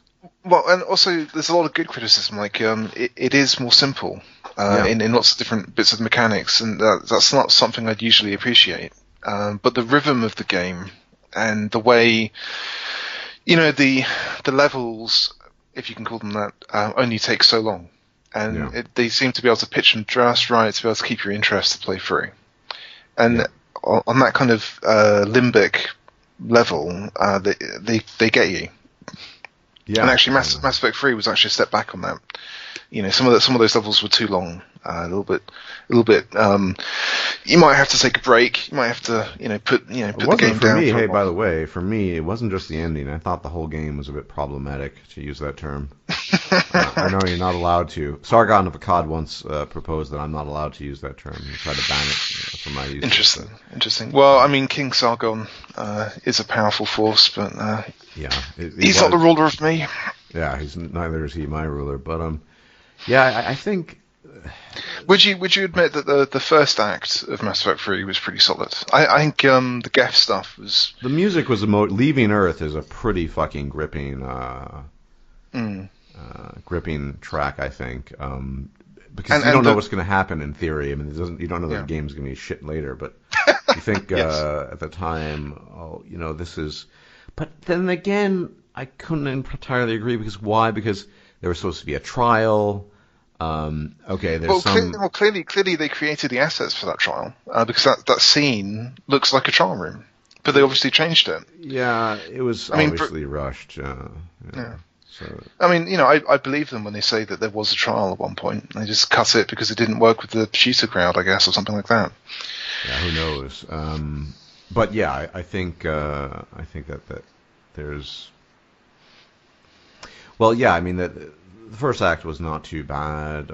Some of the sort of recruiting again, and there were some scenes like whether you're romancing them or just kind of the bromance thing with Garrus.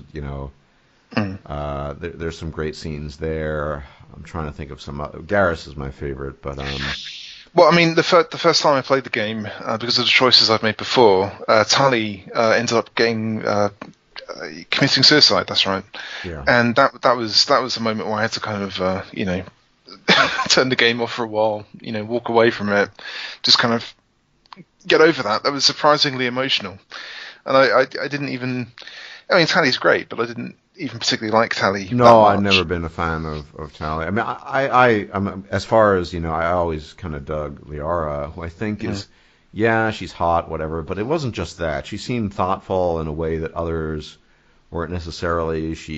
Although she just Lair of the Shadow Broker was fantastic DLC for really just hit all the right buttons. But yeah, I mean, it's probably just that Mass Effect hit most of the right buttons.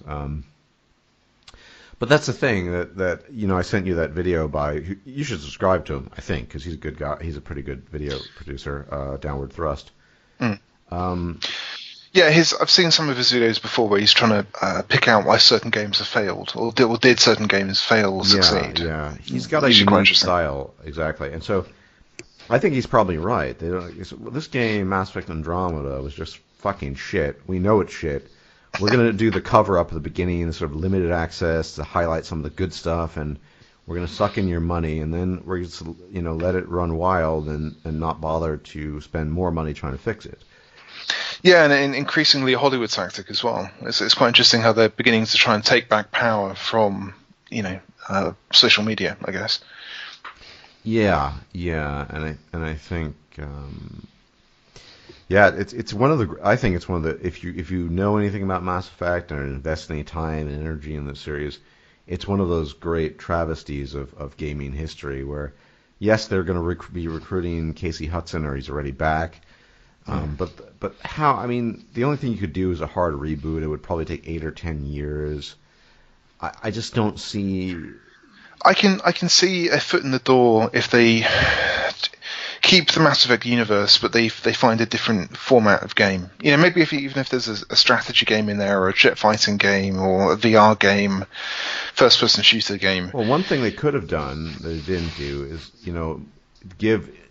They could do a kind of medium, soft, hard reboot of the Milky Way, 1,000 years later or something. And you can actually choose multiple races. So if you want to be a Solarian operative or whatever, you could be that. Maybe. It would be something different at least, because Ryder, the protagonist, failed. He was, or she was just a fucking mess. And it's also the voice act. There's something about, what's his name? Mark. Mark Mayer, and even the female Shepard. There's something iconic about them. Oh, Jennifer Hale? Yeah, Jennifer Hale. That just kind of hit the right key, the right note. I noticed in the original one, the original Mass Effect as well, the woman that played Tandy from Fallout was one of the voice actresses supplying voices. And I've just felt like how small is the pool of voice actors in the industry? She's got a fantastic voice, and yeah, she does. But yeah, that was very funny. Yeah, she's done a lot of stuff for BioWare. I'm not, I doubt that they make commentary. I'm not sure. And then there's the whole SJW aspect to Andromeda and indeed Inquisition, which was just, I mean, they could have saved the whole shit about the transsexual and just added some, I don't know, some extra flags in the castle, Well, what interests me in this kind of stuff is that it's kind of triumphant, and I don't know if you follow some of the controversy about how the BBC tries to kill Doctor Who every year with additional layers of political correctness. He had a black lesbian crewmate last season, and she was well cast, and she was a good actress for her part. But there was actually very little propaganda beyond what she was. They didn't weave a story where she had to react to racism or homophobes or anything like that. It was, we have the power and we're putting this in. But there's no need to weave a propagandistic story about why she's fantastic or the struggles she has to overcome to prove her worth. She just is. And I'm not really sure what I feel about that. It's an interesting point where they don't have to justify their decisions. They just do. It's almost daring people to disagree with them rather than trying to walk people through to their point of view. And it's the same with Mass Effect Andromeda. They made and Inquisition. They made a bunch of decisions about certain characters' sexuality, but there's no. I'm not sure actually, but I think there might have been some homophobic stuff that you had to overcome in Inquisition. I'm not sure. I didn't see everything there was to see in Inquisition, but fortunate for you. I didn't pursue any romance at all in Inquisition, to be honest. But the very fact that they're not doing the traditional propaganda route, that it is what it is because that's the right thing to do, is where they are at the moment. Anyway, what are your thoughts on that? Well, yeah, I actually did. It's one of my most popular videos on my gaming channel. I did. I played a female dwarf romancing the ugly lesbian elf, for all things. The thief. The elf. thief, yeah. Yeah, and I uploaded the whole thing and what have you, and strange. Well, I mean, I'd almost argue that she was kind of a homophobic character because she was so stereotypically bizarre. You know, she kind of hated everything, but she was just really. The whole game was just. Ironically, Cassandra was quite reasonable. Unfortunately, she was very unattractive, but that was also by design. Mm. Of romance interests. Although I don't really care about romance interests for obvious reasons, and I'll do them. It's like it's part of the game, okay. Yeah. But the way some of these fanboys and girls go on about, I want to be able to romance Tally. That very Origins, that very first game, Morrigan was a fantastic character, and she was interesting enough for me to kind of go the extra mile to go through all the dialogue and do the romance. Yeah. Her and the Secret King. Well, no, not Liana. The Secret King guy, the male. Alistair, that's right. Their banter, they really are a good hook to get you into the spirit of Dragon Age. The Dragon Age, that first game, wouldn't have been the same without those characters, and I never felt the same kind of connection to any other characters in number 2, number 3, basically. Well, 2 and 3 were nah. Well, 3, it's lots of problems, I think, with those. Well, I really like conceptually the concept of 2.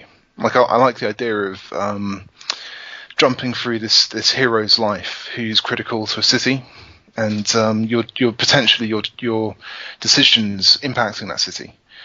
But it's never realized in a particularly interesting way. Like, in the first act, you can't help construct a golden bridge, and said bridge existing or not existing in the rest of the game. Like, there's very few. At least it feels from my point of view, there's very few changes that let you affect the world in number 2, when really the story and the setting is screaming out for big epic changes to the game world.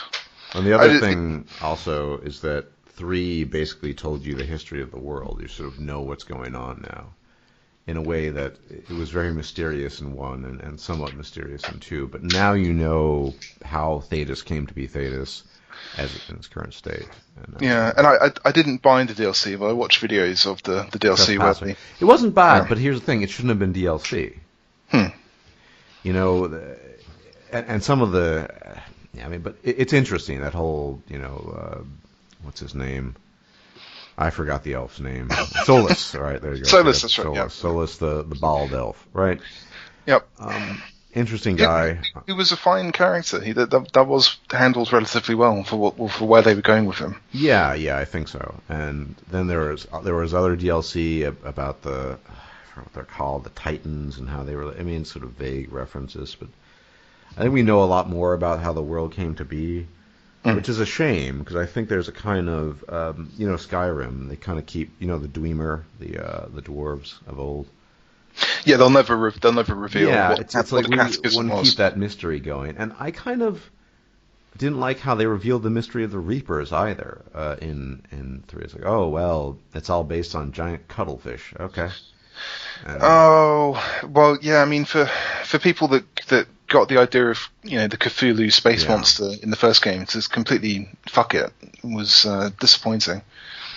Yeah, pretty much. Some things are better left unwritten, unsaid, and particularly with sort of the origins of different things or threats in particular. So, with the Leviathan DLC for free, I thought they were actually walking that back by saying, okay, you've now seen the cyber zombie cuttlefish, but just wait, there is actually Space Cthulhu in reality. And they're even more sinister because they have much more powerful mind control abilities, and they work over much greater distances. But of course, because that's DLC, that's never referenced anywhere else outside of the DLC. Well, that's not true. Really in fact, if you play the DLC, it does add more Star Child dialogue, doesn't it? Unfortunately, yes. Unfortunately.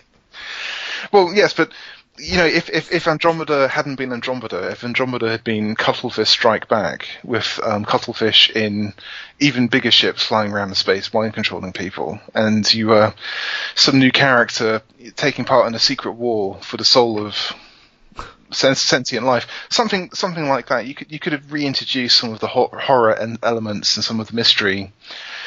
Or you could have had more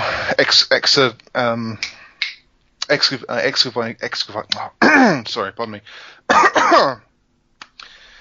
More creepy ruins, digging up those Yeah. spikes and people transforming into weird stuff. Remnant from previous Reaper invasions that have gone rogue. I mean, there's so many other directions you could have taken it, and try to re-inject some mystery. Yeah. Into well, I mean, even just thinking of Babylon 5, they kind of went one season too long and trying to restoke the mystery and the threat after the Vorlons in the Shadows. They had to kind of talk about the remnants of the Vorlons in the Shadows after they leave the universe. That there's still dangerous weapons out there that no one really understands how to use, and try and inject mystery and drama that way. That there are a lot of tools they could have made use of, but I don't know what the hell EA was thinking, putting these amateur SJWs on that, but that's what they did. Well, as that film clip that you shared with me, stated, they made money. Well, at the end of the day, they made their money back. They did what they set out to do. It's pretty cut and dry, but they did so, I would say, at the cost of a permanent state of wariness and caution on the part of the buyer. Caveat emptor. I mean, this is. I'm not a fan of pre-ordering these days, anyway. But I mean, in the words of the great George Bush, "Fool me once, well, you fool me once, can't fool me twice." Get it? Yeah. So. It's, well, in the words of P.T. Barnum, no one ever got rich betting against the intelligence of the American people or something like that. There's always another 14 and 15-year-old boy being ushered into the games market who will buy the next not quite Mass Effect. The Mass Effect brand might be dead, but there will always be room for something similar, I think. What do you think about the idea? And I mean, my friend Coltine is not really big on it. You'd be surprised how much I disagree with him on. But the kind of a new era of more mature gamers willing to spend their money, and we already see this partly in games like Divinity Original Sin 2. By the way, to my subs, those of you who are friends with me on Steam, I did put that on my wish list, and I've never received a game on my wish list for. Just saying. But yeah, that maybe people who are crowdfunding stuff like Pillars of Eternity, which I think is a good game. It's got issues, but there, people put in money for Pillars of Eternity 2, and just kind of other stuff that let's not even begin to talk about. What is that? Keep on forgetting. The huge project, Star Citizen, yeah. Oh my God, yeah, the crowdfunding thing that will never ever be delivered. Hundreds of millions of dollars, and Yeah. But I could see every penny will be worth it because I hear it will cure AIDS when it comes out. So I heard it's not just cure to AIDS, but all forms of cancer, every one too. Fantastic! I'm gonna have to put my I'm gonna have to double the amount of money I put in right now. Yeah, I mean that's taking on the proportions of the project that will never be finished. It's one thing to invest time, but I mean more reasonably, I think that you could see, and I'm just theorizing this. I hope this comes to be the case, but people say who were not SJWs or were really interested in the integral parts of Mass Effect say, look, guys, can we we'll get some money together, we'll buy the IP off of EA, and then start a crowdfunding project. I would try to back that up. I mean, to really go back to the roots of what Mass Effect was, or any of these sort of more mainstream games. Well, I mean, I already said I think the kind of developers that make this have been weaned too much on their own products, that they don't really understand where the impetus to make these games comes from. Yeah. So crowdsourcing could correct that. That's why I think there's despite what Coltane's disagreements, there's hope for this. I'm still, like I said, there have been successes. As I said, Divinity Original Sin 2 on my wish list on Steam, just to mention it one more time. There have been successes of varying degrees. Nothing's perfect. Pillars of Eternity, I actually never finished because it's so big, and there's so much to do. But Tyranny is a nice, short, great game that really sucks you in. I don't think that was crowdfunded. Actually, that was funded by Paradox. But still, it's of the kind of Paradox is willing to take a risk on that and say, well, let's try this out, and it worked out basically more or less. Yeah, I mean, I've played through the Shadowrun modules that they put out as well. Example. Yeah, no, that was definitely recapturing. Sorry, I'm going to have to take another sip of water, but that was definitely recapturing some of the CRPG stuff. And here's another one I'm sure you've played, Vampire Masquerade. I've played Vampire Masquerade. That's fantastic. Who hasn't, right? But here's the thing: the company went under a troika, I believe, in 2004. Yeah. Well, they were partially reconstituted into Obsidian, weren't they? Isn't that the partially? But here's my sales pitch, my idea: a crowdfunded. I mean, I'd probably blow $100 on that if someone said, "Look, we're going to get a team of amazingly competent guys, and we're going to recreate Vampire Masquerade and all its facets," and it's like, okay, take my money, because I think a game like that with maybe people who had actually worked on it, that could just be amazing. So maybe we could see a renaissance of something along those lines. And yes, EA will continue to produce vapid whatever nonsense, and then Activision will put out shit too. But at the end of the day, there'll be a nice balance, because crowdfunding gives you options. It gives you control too. You can say, well, we want this, and then they kind of have to listen, which is better than being subject to the EA overlords, who are, basically, they're guys. They're sort of the Sharia law type guys, and we're more flexible. Well, I think also EA, they're so vast and faceless.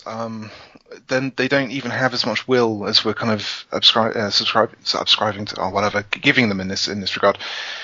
I think they give you as much rope as it needs to, for you to hang yourself. They give you all this money, and there's no reason not to take as much money as you want as a developer.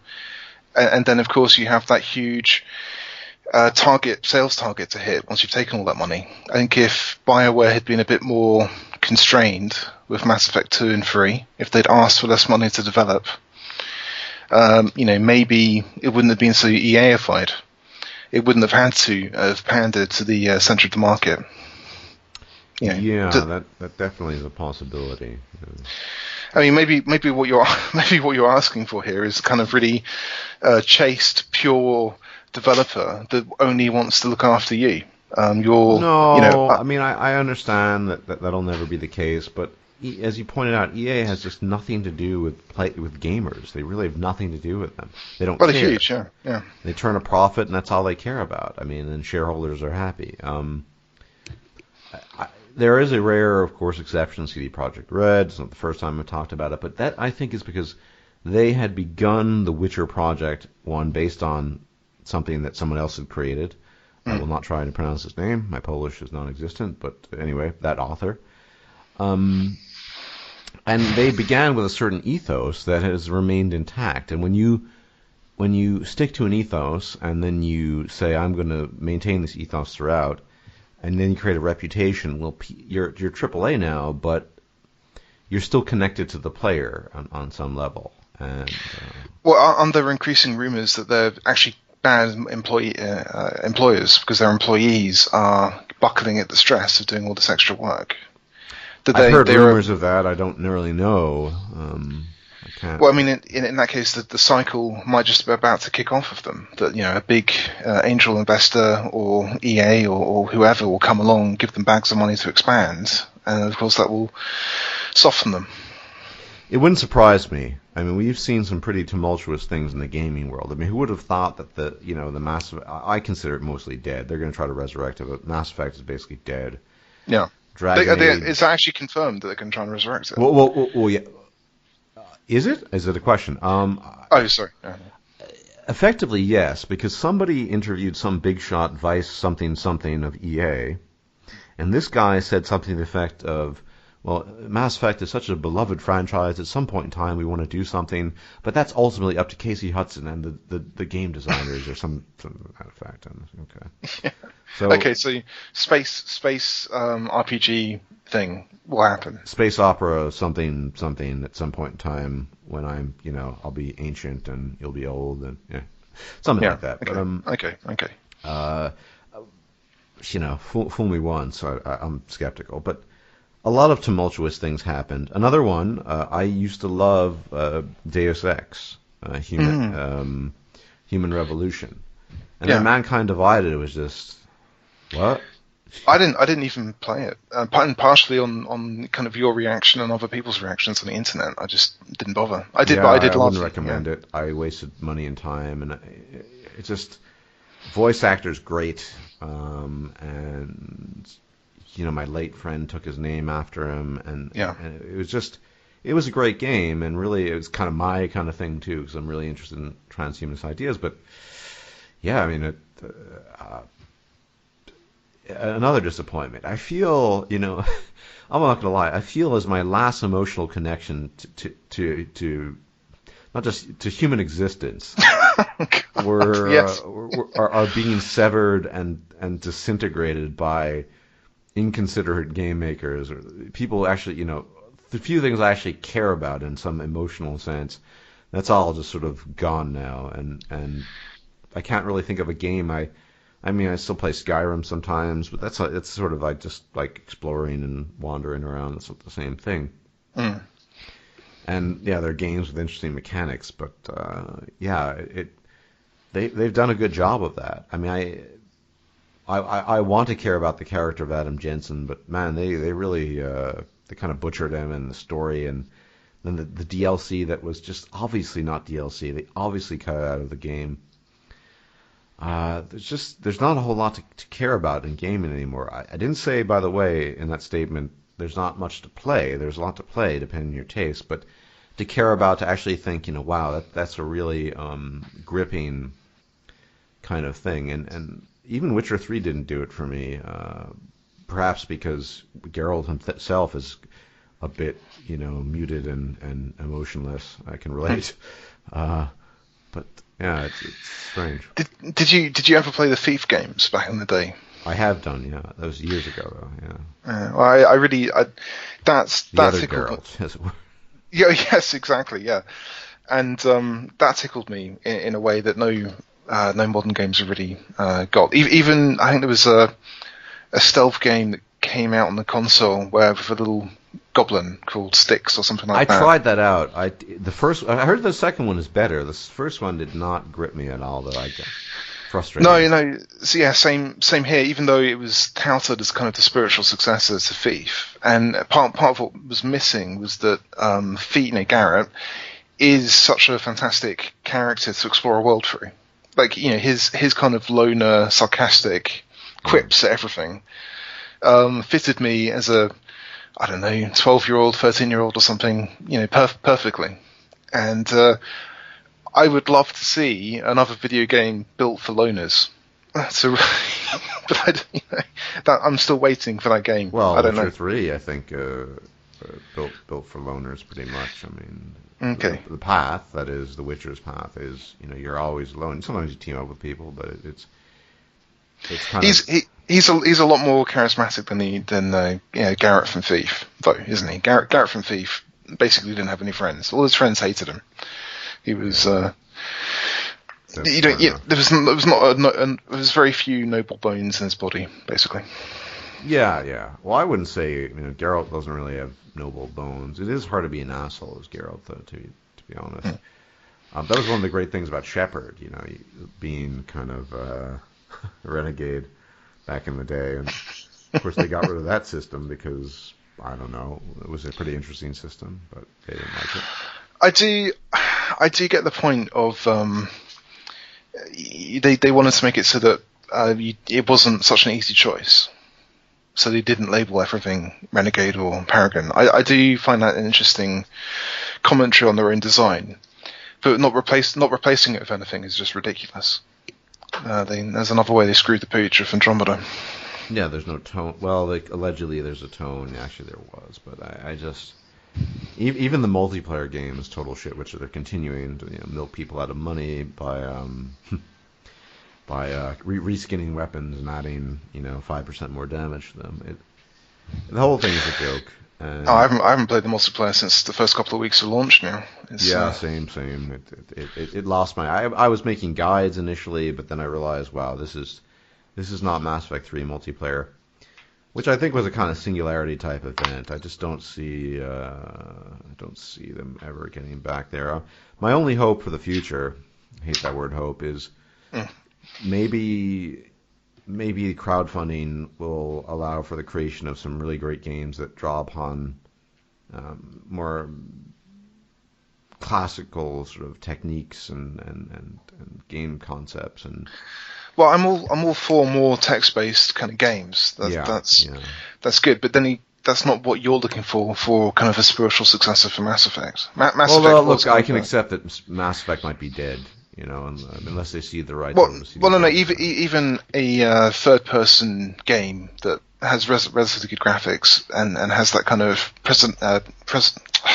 that flair for taking you to different worlds. All those different planets you go to in Mass Effect, even though you're not there for long, they are interesting. Some of them are very memorable. They did a very, very good job of design in Mass Effect. Far beyond just a normal story. Oh yeah, Mass Effect 2 when you first arrive at Omega, and it's. But you got, I can't remember, Hellstrom or something. The planet where the sun is so hot. Eden Prime is interesting. I know that they planned to make that section bigger, which is probably why it's so fleshed out. But these things stick in your mind. Yeah. Even the first game, the planet with the slightly evil corporation and the Thorian creature. I know what you're talking about. It's been so many years, but I know what you're talking about. Yes. Yeah, this idea that it's like post-Roman Britain or something with these amazing magical Roman roads that we're going to tell myths about who built them. These fantastic Prothean skyways. Yeah, and then it turns out that the Protheans just kind of borrowed their technology from the previous. They all took it from the Reapers. It's kind of. Well, but also in the second game, there's also kind of an implication that there was more than one race that was Prothean, because there's lots of different cultures that ended.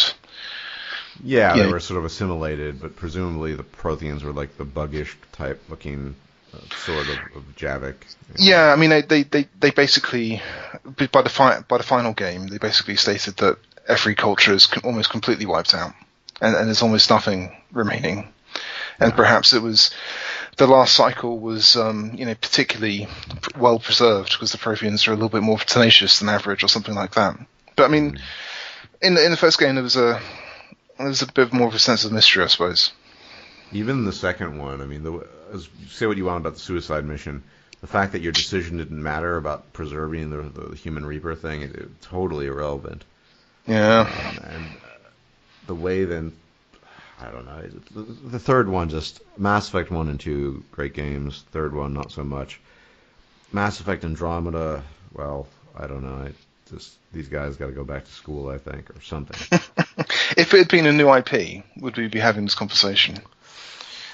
I think it would to the same degree. I think you would say, "Oh, it wasn't great, nice try," but we wouldn't be saying, "Look what they did to Mass Effect." Yeah, I agree. And in fact, if anything, I'd be trying to put a hopeful spin on it by saying, better luck next time. There's something there. It's almost like a Mass Effect game. Yeah, rather than nail in the coffin. There's no Red Priestess to resurrect. I don't think Casey Jones has the Red God on his side, to be honest. They're going to try and take on Destiny, aren't they? That's their with Anthem. Yes, this new Anthem, the Destiny clone. I still have friends that play Xbox Live a lot, and Destiny is my one remaining point of contact with them, so it means quite a lot to me on a social level. Destiny 2 is coming out in beta soon. I know, and I've now got to wrestle with the fact that it comes out on PC as well, so, do I get the PC version? My thoughts on the Master Race are pretty simple. There's only one Master Race, and the degenerates who refuse to play on PC, may they rot in hell and remain degenerate. Well, I have to go into the kiddie pool, the shallow water, and talk to the degenerates. So I need a console as well to talk to them. Xbox ethnocentrism. I get it. That's right. You should see our flags; they're amazing. Yeah, Um, no, I mean, I don't get me started on consoles, but yeah, apparently it will be on. I hear basically it's just going to be a grind. I don't need more grind in my life, so well, what I was going to say is Anthem has a good pedigree because Destiny did work as a concept. It was proved to oh, I work. have no doubt that it might work. But I mean, But I would have also said the one thing that was missing was decent context and decent story. And supposedly Patrick Weeks is involved in writing Anthem, who was deeply involved in was it Weeks? I believe it was Weeks. In I don't Dragon. recognize the name, but He did Dragon Age. It might not be him. It might be some other Mass Effect. I'm trying to remember. Someone who's been involved in BioWare writing is involved. But so this is this an angle that you've ever covered? How much of BioWare disappeared trying to do the Old Republic, and that might have screwed up Mass Effect. yeah, I mean that's certainly a possibility. I actually never played the Old Republic, but I heard a lot about it. The story texty stuff was great. Actually, it was a cut above, but nothing else about the game was. So, good work on the story front, but not so good anywhere else. Yeah, yeah. Okay, so, But if all that passion had been ploughed back into Mass Effect, for the finale, it might have been a very different kind of game. There's a lot of myth, about how could you have fixed Mass Effect 3. So, well, I think, yeah, I mean, the problem with the past is you cannot really recreate it perfectly, and it's gone. It would be nice if we could intervene in, I don't know, 2011 and say, guys, no, don't implement this ending. This will create a causal chain that will lead to this, and then 5 years after this, we'll get Mass Effect Andromeda, and it'll be, no, do this, do that. It'd be great, but you could say that about any historical event, in theory. Although I'd feel more confident in intervening in the time stream with regards to Mass Effect, because the consequences would only affect Mass Effect rather than, other things that, who knows? yeah, an extent. I get you. Yeah. But yeah, it's one of the great tragedies, I think, for me personally, because it kind of left me bereft of the final emotional connection I had to any game, and I don't think I'll ever get that back. I think I will, in some capacity, continue to play games and find some games to be good and others better, some worse and some not so great, but I will never... I'll never get back to that mode where, I'm Shepard and this is my crew and that kind of thing. Well, just to kind of finish this off, then spin it around a little bit. If the world caught up with you in its appreciation of A Song of Ice and Fire in Game of Thrones, if the world caught up with you in terms of gaming and kind of turned your favorite things into mass commodified, easy stuff. How are you so far ahead? For you as the ultimate internet misanthrope, why are you leading the world in taste? Why are you this ultimate tastemaker? I don't think that would ever happen, ever. So that we're talking pure fantasy or science fiction. Yes, of course. Yeah, I don't know. Maybe I would become, maybe I would be a curmudgeon about that too, and say, well, maybe I was wrong. Well, maybe the next thing is there'll be some really, really in-depth populist Arthurian legend historian type stuff that will come out on TV, and everybody will be mouthing almost correct, but without very much depth or understanding, talking points about Old English and Celtic comparative mythology. Yeah, I don't think that's particularly. I don't think people really care very much. I don't even think your typical Englishman cares very much about that. Is my impression. They might. They might. It's interesting what hits and what doesn't. Definitely, historical dramas are big right now. And, well, as I said in that talk with Expat, I mean, Rob Roy was great. Even, it's cheesy, Braveheart, all that's not England, obviously. And in fact, that stresses the conflict between various people there. But yeah, I think historical drama has some future, but I don't think we'll ever see a world where my tastes are largely represented. I think, yeah, I'm not sure. I think if most people had my view, let's say they woke up one day and so they just felt the way I did, they would probably kill themselves. I'm pretty sure about that. And if they didn't do that, they would immediately. It would be a matter of time. And I just no, I don't think my views are compatible with most of humanity, whether it comes to entertainment or other things. So. I think a lot of people have woken up like that. It's just most people then find a way of self-medicating, trying to embrace reality as it is a pain. Is such a painful thing. I struggle with it, to be honest. I think there's a huge. I think there's actually a huge price to be paid in the sense that it does strip you of what could only be called human. I don't really talk about it much, but over the years I've experienced various losses of friends and other people. Most recently, earlier this year, possibly my closest friend, and of course each time you experience, I mean, this is a particular aspect of reality, death and loss. It strips you of something, and then as someone who spends a lot of time kind of studying reality as it is, and trying actively not to deceive myself. It's hard to really maintain the emotional stuff because the emotional stuff you realize is that kind of self-medication oftentimes, and if you're of my bent, you try to reject that. And so I think a lot of people would not particularly enjoy it. My view is a pretty barren one. It's not, my life isn't filled with joy. I wouldn't say it's filled with misery either, but it misses a lot of those kind of high points, those emotional cravings that people really seek after. But I think that step is necessary for some people. I would hope more people, but not enough, in my opinion, in order to arrive at certain conclusions, but also to push the envelope of civilization itself.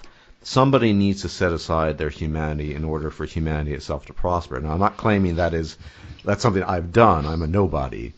But if more people were willing to do that, people far smarter than I think, we could be on a better path. But yeah, I don't think people want to pay the price.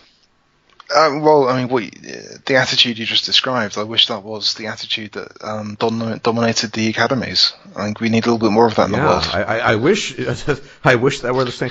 I was just in my, I was earlier talking to Reactionary Expat today, and he wanted to briefly talk about something. We ended up talking for about 3 hours, as is typical, and I had to run errands and shave and do all this stuff. And anyway, and I was talking about a particular point of interest I have, which I find kind of partly mysterious because we just don't know. Is it why particular civilizations rise and fall? And there are all kinds of theories, and there's some potent environmental ones. So, for example, we see across the globe certain circumstances that allow certain civilizations to thrive. So we never see in Australia a thriving civilization, but when we look at Asia and Europe, we see things like the Indus Valley culture in Western India, which had a type of writing, it had advanced metallurgy, existed approximately 4,000 years ago, and one wonders, why that came. And in Mesoamerica, you see the Mayans, but you don't see the same level of development amongst the Olmecs. And so this question, and then this has been partially answered. I mean, Jared Diamond, I think he's accurate in part in his environmental description that, although he jettisons race. So. Well, he's a member of the tribe. I mean, I'm not going to say every member. Pinker doesn't do that, and he's a member of the tribe. But in any event, I mean, he does jettison that. But he's right. I think one of the reasons why you don't see the development of things like the Indus Valley culture in Australia or in sub-Saharan Africa is because of topographical limitations. But there's got to be more to that. So where does an emergence of intelligence play? There's an ongoing theory, for example, about how the Black Death contributed to the emergence of intelligence in Europe. Well, I find the theory of it problematic, as why nobility or intelligent people necessarily would be excluded, in particular when germ theory was not even a thing at all? No, no, Strange to me. I thought the idea was that it opened up society and it let people from the lower classes that had talent rise up. Okay, And that is a more after plausible yeah, angle. so I suppose. after shaking society up, we could have a bit more of IQ assaulting. I mean, but it's a perfect example of what's not allowed to be investigated. Now, I agree with you that we need more people who are dispassionate and barren of the human, as I tend to be, to do these things because or at least able to affect dispassionate investigation. We need that. We don't need people professing right or left wing ideologies pursuing these things. So I take a wide berth at either people on the alt left or alt right or anywhere in between who go in with a bias towards some kind of topic, because I know one thing. I'm working on a video right now, but I mean, there was one instance I recall from a couple of months ago of Tara McCarthy interviewing this guy who I think he sounds like he's in the alt-right camp. And the guy's going on about a K-selected lifestyle, and I'm thinking, oh, jeez, yeah. Yeah. But that's not even what K-selected originally meant. No. And first off, R and K selection has been completely butchered by, unfortunately, mostly people on the alt-right. It's misunderstood. Yeah. But really, they're mistranslating it into macho, basically, which is hilarious. Something like that, and the political factions. It's just a big mess. But a perfect example of people who are not too concerned with an accurate description of things. I should also point out that R and K selection was subsumed by life history theory, if you're interested in the biology, because, well, there are various reasons for that. It was incomplete, but neither here nor there.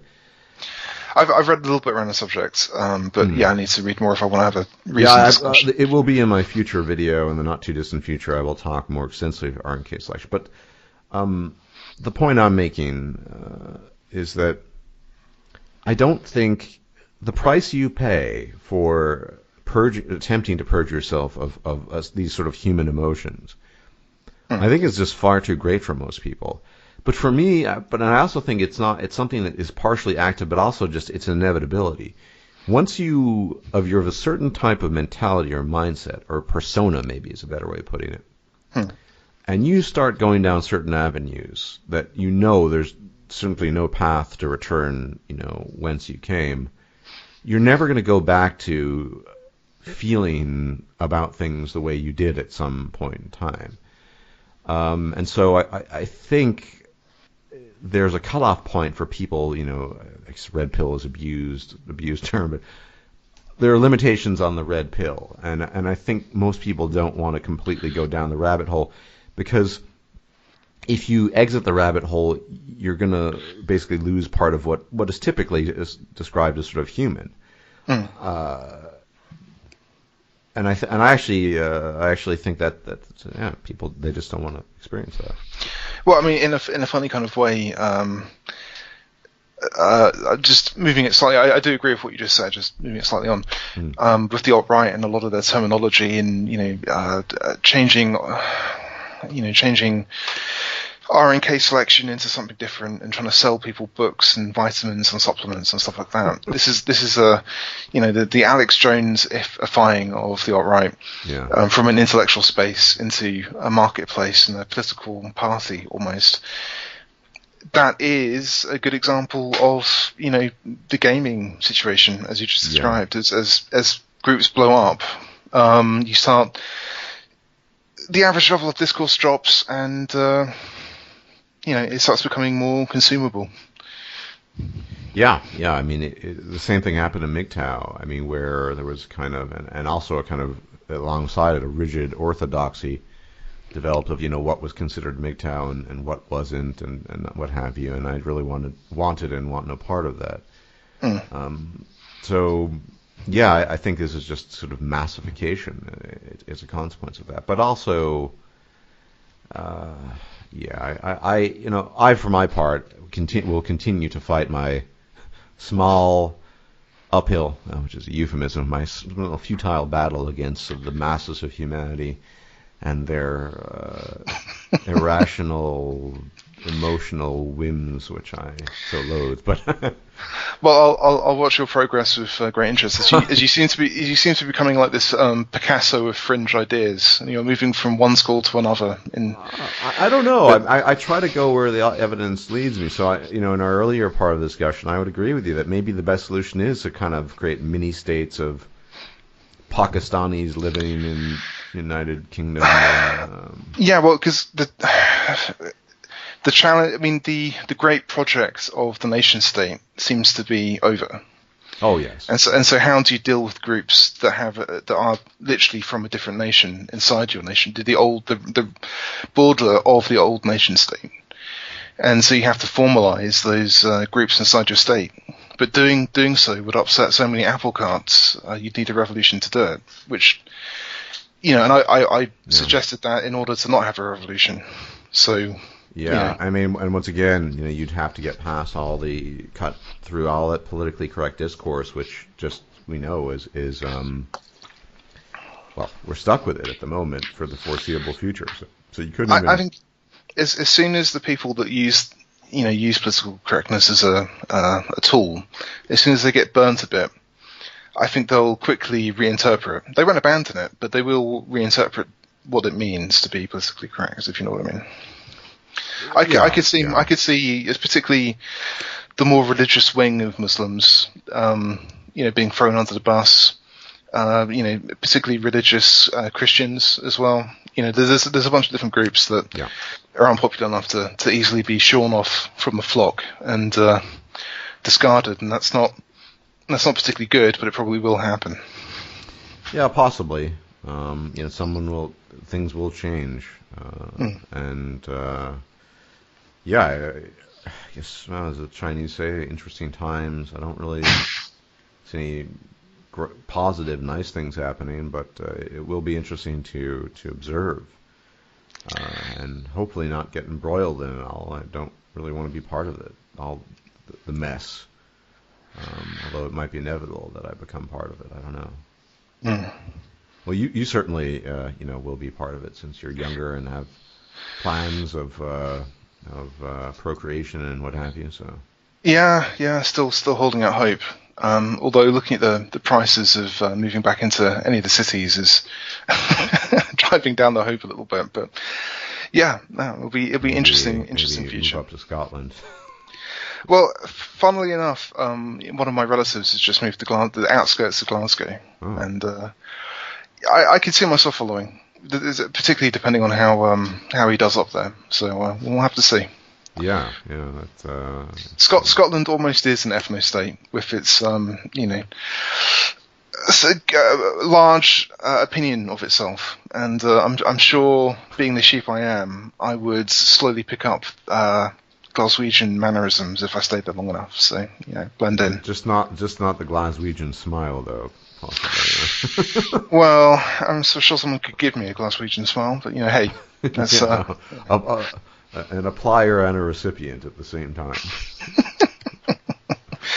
Actually, I mean, most Brits I've ever heard using that in real life are usually referred to as the Chelsea smile. But sorry. Well, I know there are many different types of smiles, and I'm sure there's a Chicago smile. There's smiles all around. I mean, the human race. No, I think Chicago is just Chirac. Everything's just Chirac, so that's pretty much it. Nice. Should we call it there? Yeah, I think so. Everyone, thanks for tuning in. I imagine Redux doesn't have a channel, but he probably should. As you could tell, he is the quintessential Englishman, a scion of the loins of Alfred the Great himself. And if anyone's interested in a discussion of Alfred the Great and how he united the Anglo-Saxon heptarchy, tune in for future discussions on that. Or I doubt it, because no one's interested. But No, do it. Do it, because one person wants to hear about it now. Yeah, exactly. You owe me for sacrificing a Sunday morning or afternoon. So yeah, for sure. Everyone, thanks for tuning in, and I will check you out later. All right, thank you very much. Thank Bye. you. Okay. If you liked this video, please like, share, and subscribe. And if you enjoy my content, please consider making a donation or becoming a patron. Thanks for watching.